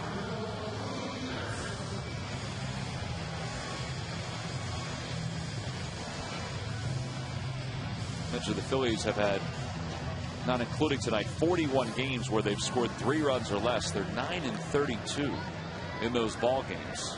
The pitcher in the bullpen right now is Figueroa, who threw 2 scoreless innings last night.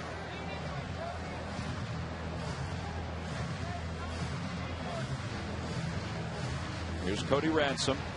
Ransom 2 hits. And he made his debut with the Phillies in Pittsburgh. And a quick toss over. Valdez is back.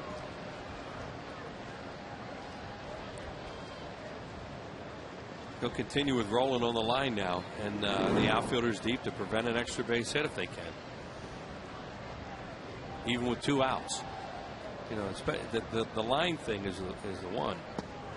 Because, you know, they can give up an easy single here in that first and second with 2 outs. A lot of times you don't always guard the line with 2 outs because the double isn't as important. Tough to score from first base in this ballpark a lot of times on a double to left. Ransom watches that one go by, and Corky Miller almost fell down. How he caught that. I don't think he knows either. Boy, hot tonight. He's got some years on him, and he's battling back there like Schneider. That's look like a heavy sinker. He almost turned his ankle twice. Yeah, he knew he had leather on it, but he wasn't sure where it was. Cody Ransom had a good power year for Lehigh Valley. 16 home runs. It's a good power count right now. It's 2-0 and another toss over, and Valdez is back standing.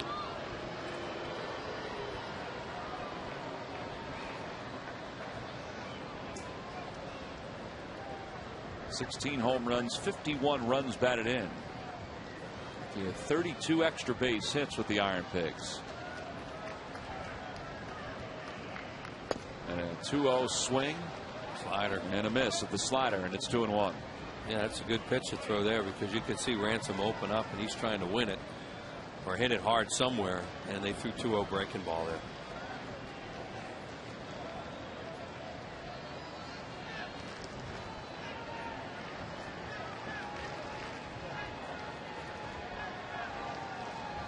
He lays off this time, and it's 3-1. To another one. Jimmy Rollins waits on deck. Now here you go, Cody Ransom at a good hitter's count, where he does not have to swing unless it's in the zone where he's looking, because he has 2 pitches to play with. Cody, who last year won a world championship, got a ring as a member of the New York Yankees. And he pulls it foul, and it's 3-2. So Valdez will be off and running on this pitch. 2 outs here in the bottom of the 10th. The Phillies and the Reds tied at 3. Phillies trying to squeak out an extra inning win. They've had to rely on a lot of the guys that began the year in the minor leagues this year, and they're relying on him again with Cody Ransom at the plate.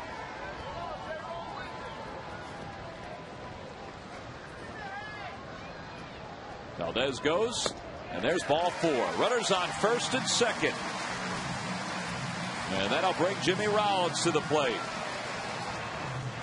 Jimmy has already led the Phillies to 1 walk-off win this year.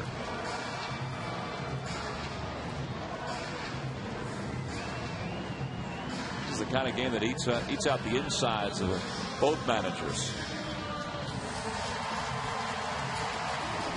Jimmy has scored a run tonight. He's driven in a run. 0 for 2 with a walk and a sac fly.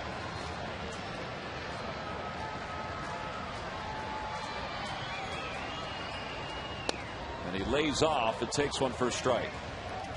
That was a fastball that had an awful lot of late movement on it.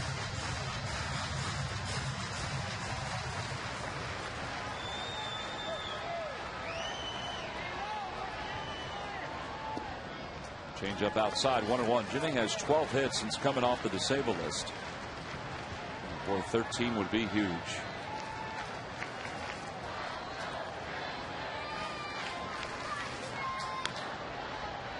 Well, he's going to have to do it with 2 strikes. There's that walk-off win that we were talking about. The second game back off the DL, and Kerry Wood threw him a pitch right in his sweet spot.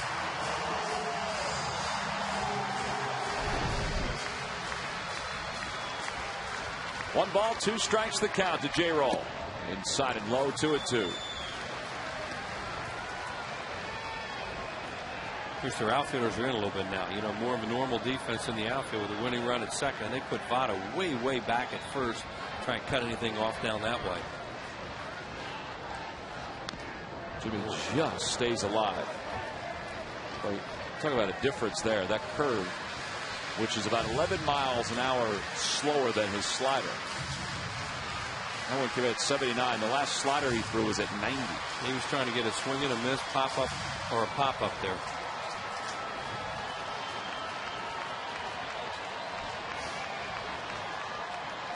Jimmy's trying to guess with him, and he pulls that one to the right side. Phillips to a knee, has it, waits for Votto to get there, and will go to the 11th. For the Phillies in the 10th, no runs. 1 hit, they strand 2. We move on to the top of the 11th, all tied up at 3.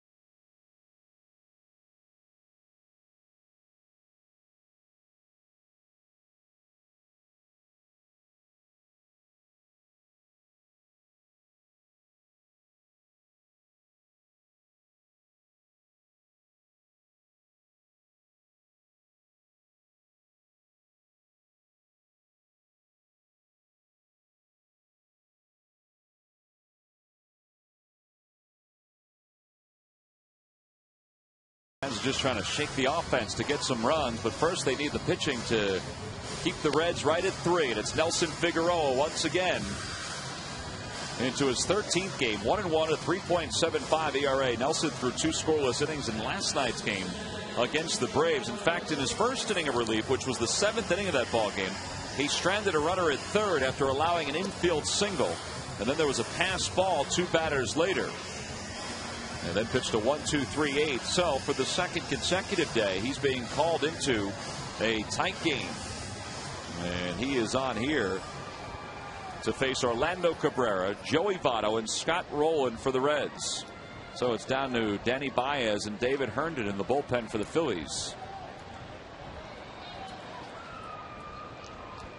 Cabrera in tonight's game is 0 for 4. See, he's grounded out in his last at bat. In fact, he's grounded out 3 times. And the first pitch to him on the outside corner, and it's 0-1.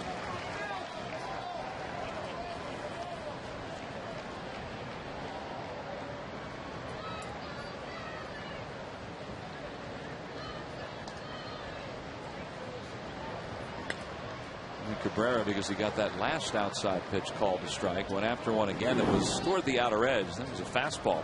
You see his career numbers against Figueroa.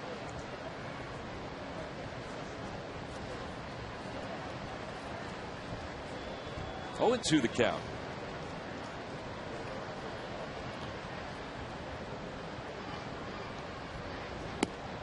And 1 ball and 2 strikes. Phillies are playing him the opposite to the opposite field, and they're pitching him away. Shane Victorino, you see him shaded towards right center. Big gap in left center, and they're staying away from Cabrera. Swing and a miss. He got him on a hook. One out here in the 11th. How about Nelson Figueroa? He had only worked, or he hadn't worked since the 26th before last night. Now he's working in back-to-back games. And he stayed after him basically with breaking balls away. Hold your breath with this guy, huh? Joey Votto. And he's looking to pull. I mean, it appears that way. You don't see him, at least we haven't seen him hit a lot of balls the other way. He seems like he wants to pull all the time, so he's a good guy to try and stay away from in this situation. If he beats you that way, hey, tip your cap to him. And you see they have full defense. Votto is 2 for 4 in the game. He's homered. He has scored twice. The last time he scored, it was the tying run in the 9th. Here's the first inning, and that pitch is a little bit in and down, and he hit it a long way. That was all Kyle Kendrick gave up. Yeah, Kyle pitched really well tonight. Did a great job. And 1-2 now the count to Votto. He took one right at the knees. Kyle went 6 2/3, a lot of run on 3 hits. He struck out 4. I think he got surprised by a fastball there. He was guessing something off speed, and Nelson snuck a fastball past him. 1-2 the count. Figueroa's in the line. And a breaking ball just missed. Good job, though. Try to backdoor breaking ball away from him. You know, maybe you get the call, but it's not a pitch he's going to hit. He's not going to hit for power, you wouldn't think.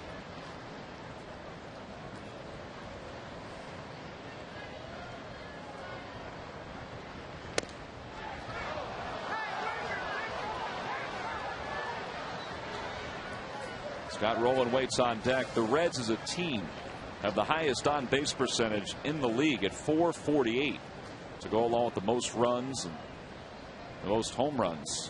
And a swing and a miss, and Votto's down on strikes. Back-to-back strikeouts for Figueroa. A slider. And down and in. Wait till you see this pitch. Remember what Votto did to Halladay last week? Oh. I don't think he was expecting that pitch again. Well, that was the first pitch they threw inside the hole at bat. 3-2. They came back in to try to do a back foot breaking ball, and he swung over. Great job. Scott Rowland's 8th at bat against Nelson Figueroa, and he fouls the first pitch off. It's 0-1. Figueroa trying to bring this game to the bottom of the 11th and keep it tied.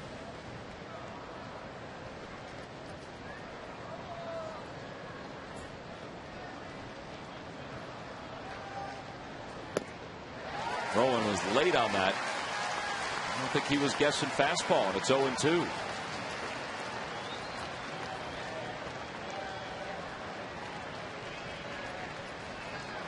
Scott's always been a guy with 2 strikes will hit the ball the other way. And they're playing pretty much straight away, a little bit to pull. And he pulls it towards shortstop. Big hop for Jimmy. He throws to first. The side is retired in order. 3 straight scoreless innings for Nelson Figueroa. This was a big one. We go to the bottom of the 11th. It's Shane Victorino who's due to lead it off.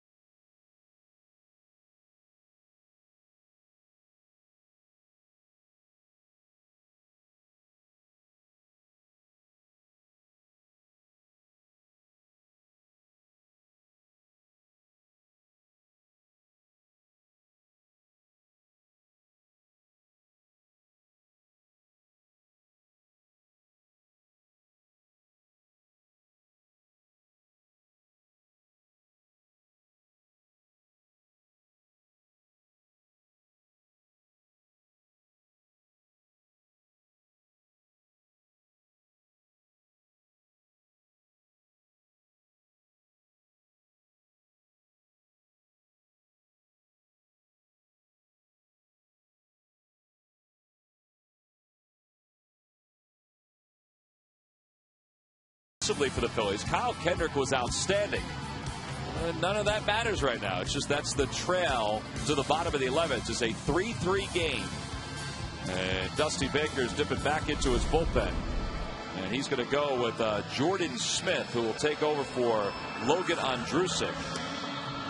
Andrusik did a nice job with an inning and a third scoreless for the Reds. And now it's Jordan Smith, 10th game, 2-1, a 3.86 ERA. You know, when you're a first-place team, you're going to need guys that you've never heard of contribute in some way in the bullpen in this day and age, and the Reds certainly have gotten that this year. Yeah, that's what this guy has done in just 9 games that he's been up.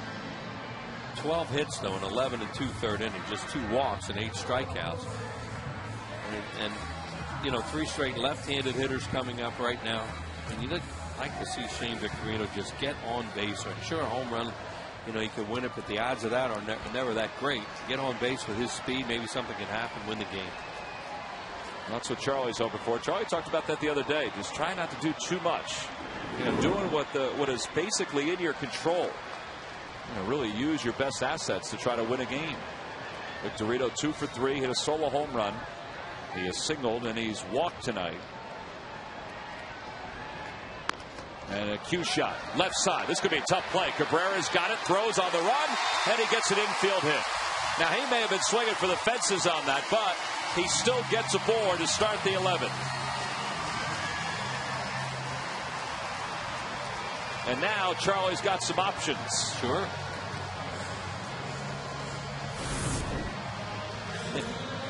Big swing right there. Thankfully, he kept it away from the third baseman, Rowland. No chance for Cabrera to get Shane Victorino on that. And they get their fast runner on. Just what they wanted. And you've got a right-hander on the mound against the left-hander, Raul Ibanez. Raul tonight has a base hit in 4 at-bats. He struck out his last time up. Hitting in that number 3 spot. He's had 6 hits since moving to the 3-hole. Victorino has to know where that right fielder is. With a low, and it's 1-0. And that right fielder, Bruce, now he's moving back a little bit. He's towards right center, though. So Victorino knows that any ball that is, now see where he is, he's over this way.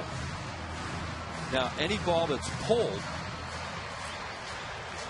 towards the line at all, or to his left, he's got a great shot to get to third base. Chopper right side. Victorino dances away from that grounder, and it gives Phillips a chance to get him at second.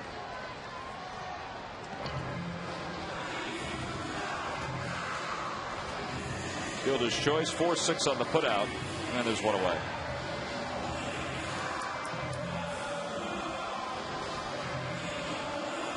Shane kind of hesitated, thinking that he had to wait for that ball. Maybe he could have sped right past that ball. And it's all in his judgment. He just didn't want to get hit by it. So 1 out. Here's Ryan Howard. Ryan 0 for 4. Bruce is a little deeper in right as Ibanez takes a peek at where he is.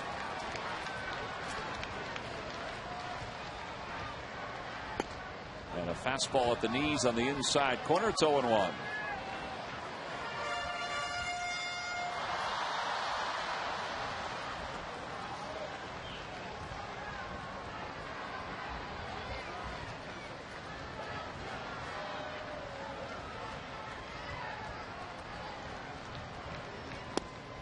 Try to work it in that same spot. This time it was a little tighter, so it's 1-1 to Ryan. Yeah, they're trying to crowd him right now.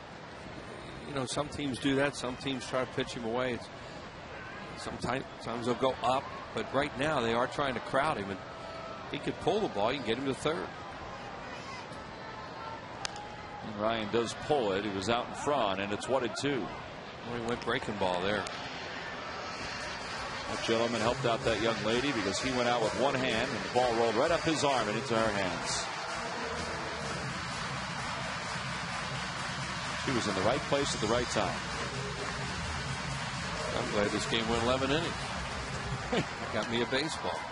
And I still get to see the fireworks.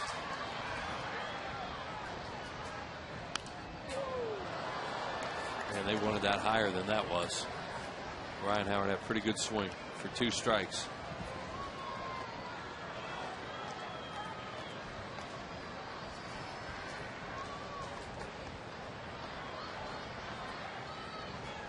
Boy, if he could get the ball to right field, they could get a first and third out of this, as deep as Bruce is.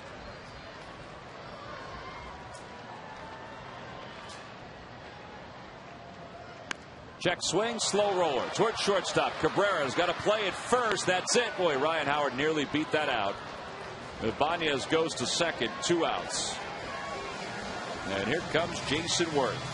Let's see what Dusty Baker does. Jason Worth's obviously a struggling hitter, but they could put him on because that run doesn't mean anything and pitch to Castro and make him beat him. So right now it's up to the Cincinnati managers deciding who do I want to take my chances on right now with 2 outs. What would you do? If I were Dusty Baker, I might have to walk Jason Worth to take my chances with Castro. See, they're talking about it right now. They haven't decided. It's a tough decision because if Worth's hot, there's no choice what you do. But in this case, you know, I still think you have to go after the better player, put the better player on, the better hitter on. That's what they're going to do. So they'll walk Jason Worth. That first pitch was awfully close to the plate. So Juan Castro is on deck. And he'll get a chance to win this one for Charlie Manuel's team. It's 2-0. There's intentional ball 3.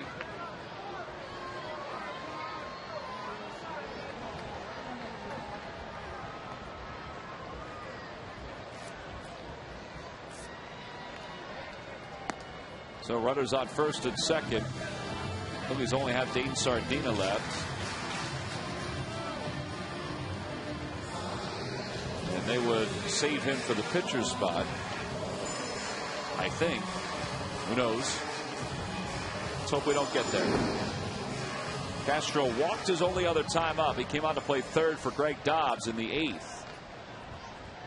And he's batting here with the winning run at second and 2 outs in the bottom of the 11th. The outfield is shortened up. And he lays off, and it's ball 1. Right now with 2 outs and Castro up, you know, you bring your outfielders are going to come in a little bit with a chance to throw the winning run out at the plate. You can see how shallow they are. Especially you should be shallow in right field, and that's what Bruce is.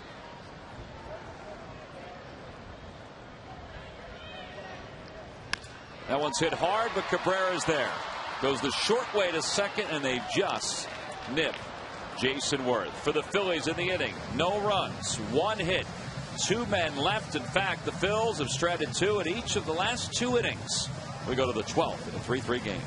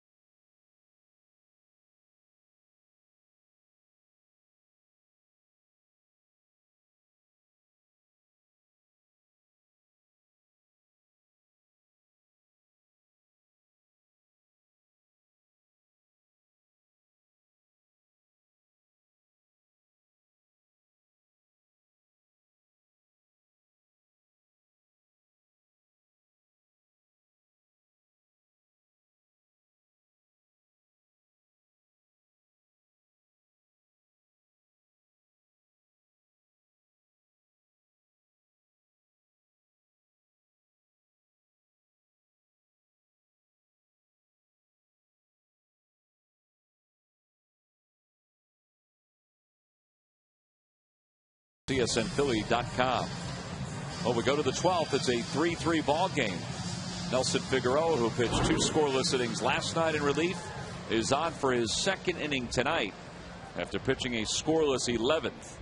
It'll be Jay Bruce, and then the pitcher's spot for the Reds, followed by Drew Stubbs.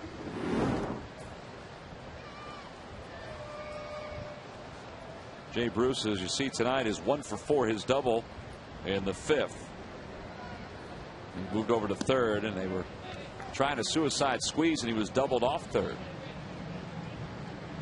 Now the Reds do have a couple of extra pitchers who can hit if they need to pinch hit for Jordan Smith. Yeah, like Mike Owings.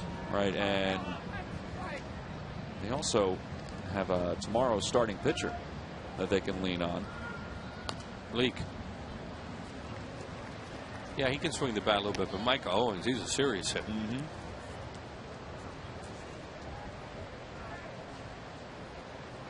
2-1 the count to Bruce, but Smith is out of the on-deck circle. Well, they're hoping Bruce will get on and they can bunt him over. He hits it hard, and Figueroa evens up the count at 2-2.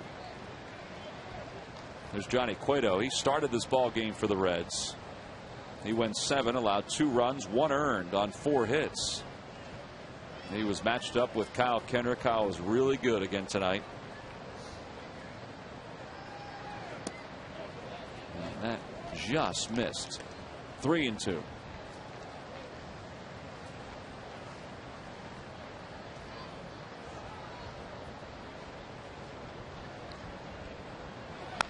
Little roller towards second. It's spinning right at Valdez, and Bruce is retired. That's a huge out. So 1 away.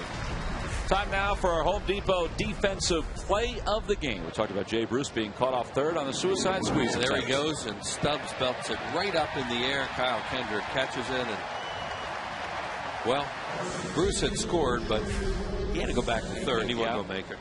Home Depot doing more on defense. Well, Jordan Smith batting for the first time this year. Yeah, they want to keep him in the game, obviously. They don't want to use the pitchers that they have left. One is Micah Owings, and the other one is their closer, Francisco Cordero. So they're saying, well, we'll go another inning. I guess they figure if they need to use Owings, maybe that's when they would let him hit. Let him hit.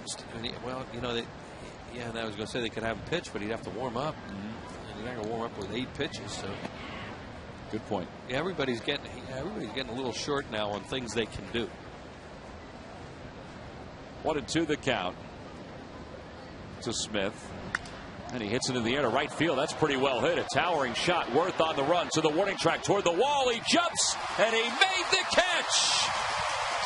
Oh, baby. He was surprised like everybody else that Jordan Smith put such a charge in it, but he got back to the wall and was able to pull it in. Luckily, that thing had a lot of hang time. That's Mike Owings right there. That's the way he hits him. What a fine play by Jason. Look, he keeps putting the hand out, trying to find the wall, and then has to jump. He never did get to it or touch it because he has to jump right at that point because the ball's coming down. Wow. Great play. And look at him exhale. Like Spider-Man. And then he exhaled. And Figueroa's, man, I thought I had me a gimme there. I think Figueroa was also upset with himself that he gave him such a cookie. Oh, yeah. You don't think that guy's going to do that. Here's Drew Stubbs. 0-1 to Stubbs. He pops it up down the right field line. Worth on the run. Does he have room? He leans in, and he missed the ball. That guy reached over, didn't he? He didn't reach over, but that fan caught it before he could catch it. You know, that guy's thinking to himself, oh, no, that wasn't good. I made a great play, and I give the ball to my son maybe, but I got to let the hometown guy catch that ball because he was going to catch it. Jason asked him, next time get out of the way. See, he's going to catch that ball if that guy doesn't catch it. And the worst part is he's wearing a Philly shirt. Yep. It's just an emotional thing. It's tough. We can get Stubbs out now. The 0-2 to Stubbs. Rolled over to third. Castro picks it up. Fires a little low, but it's there for Ryan Howard, and the side is retired, and everybody can exhale, including the gentleman down the right field line who got himself a souvenir. 1, 2, 3 go the Reds. We go to the bottom of the 12th, and Wilson Valdez is due up.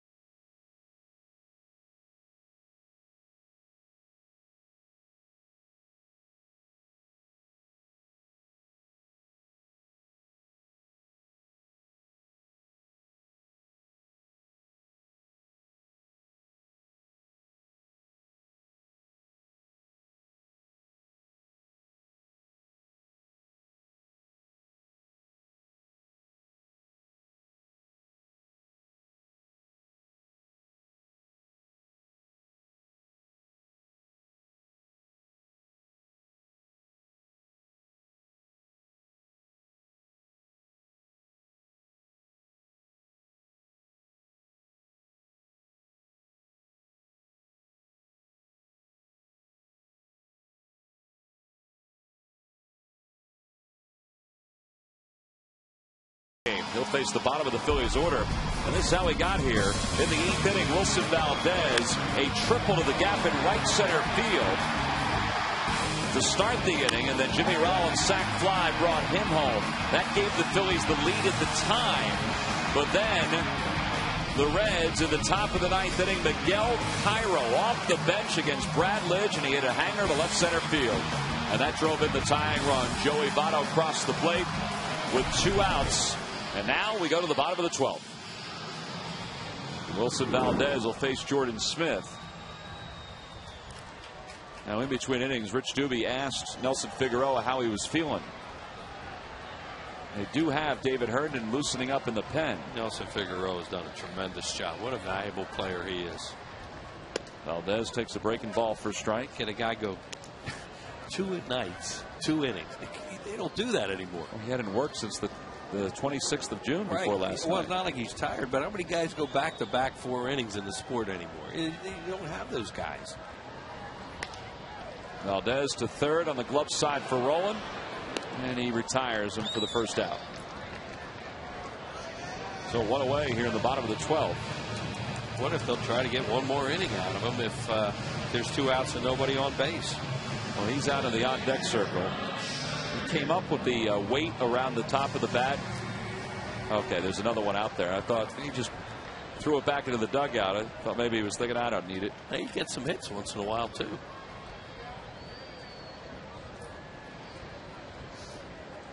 Here's Brian Schneider. And Brian takes a fastball for strike 1.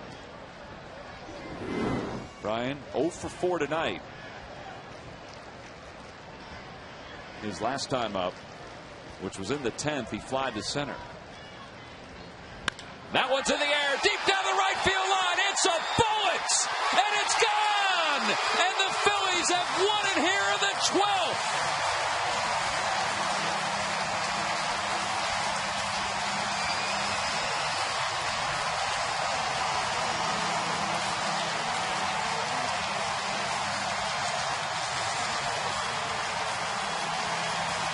How many times when Brian Schneider was growing up in Northeast Pennsylvania did he dream about doing that? Winning a ball game for the Fightin' Phils. Well, dreams do come true. He has just given the Phillies a 4-3 victory in 12 innings. Fireworks. About ready to go here, and the fireworks at the end, and wow, what an ending. And that thing was absolutely, you called it a bullet, as that thing was scalded. There was no chance it was going to go foul because it was going out in a hurry. It was a breaking ball. Same pitch he made an out on last time on a fly ball, and this time crushes it. And you see 1, 2, 3, 4 steps. Yeah. I think he knew it even before that. Oh, yeah. I mean, you hit a ball that hard, and you know it's fair. That thing couldn't go foul. Don't hurt anybody anymore, and see the celebrations are more subdued. Well, the Phillies with a walk-off victory. Boy, they've needed any kind of victory, but this kind of emotional win on a walk-off home run by Brian Schneider, pretty impressive. And he's down on the field with Sarge. Sarge, take it away, buddy. Hey, guys, thanks a lot tonight. What a big hit there. These are the kind of games that will give teams momentum. It is.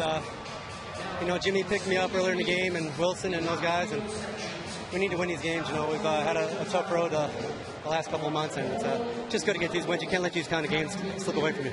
Well, this is a complete team effort. I mean, you guys battled back and forth. Things didn't look good. They look good again. Pitching kind of failed us, but then again, hitters picked us up. You might want to duck.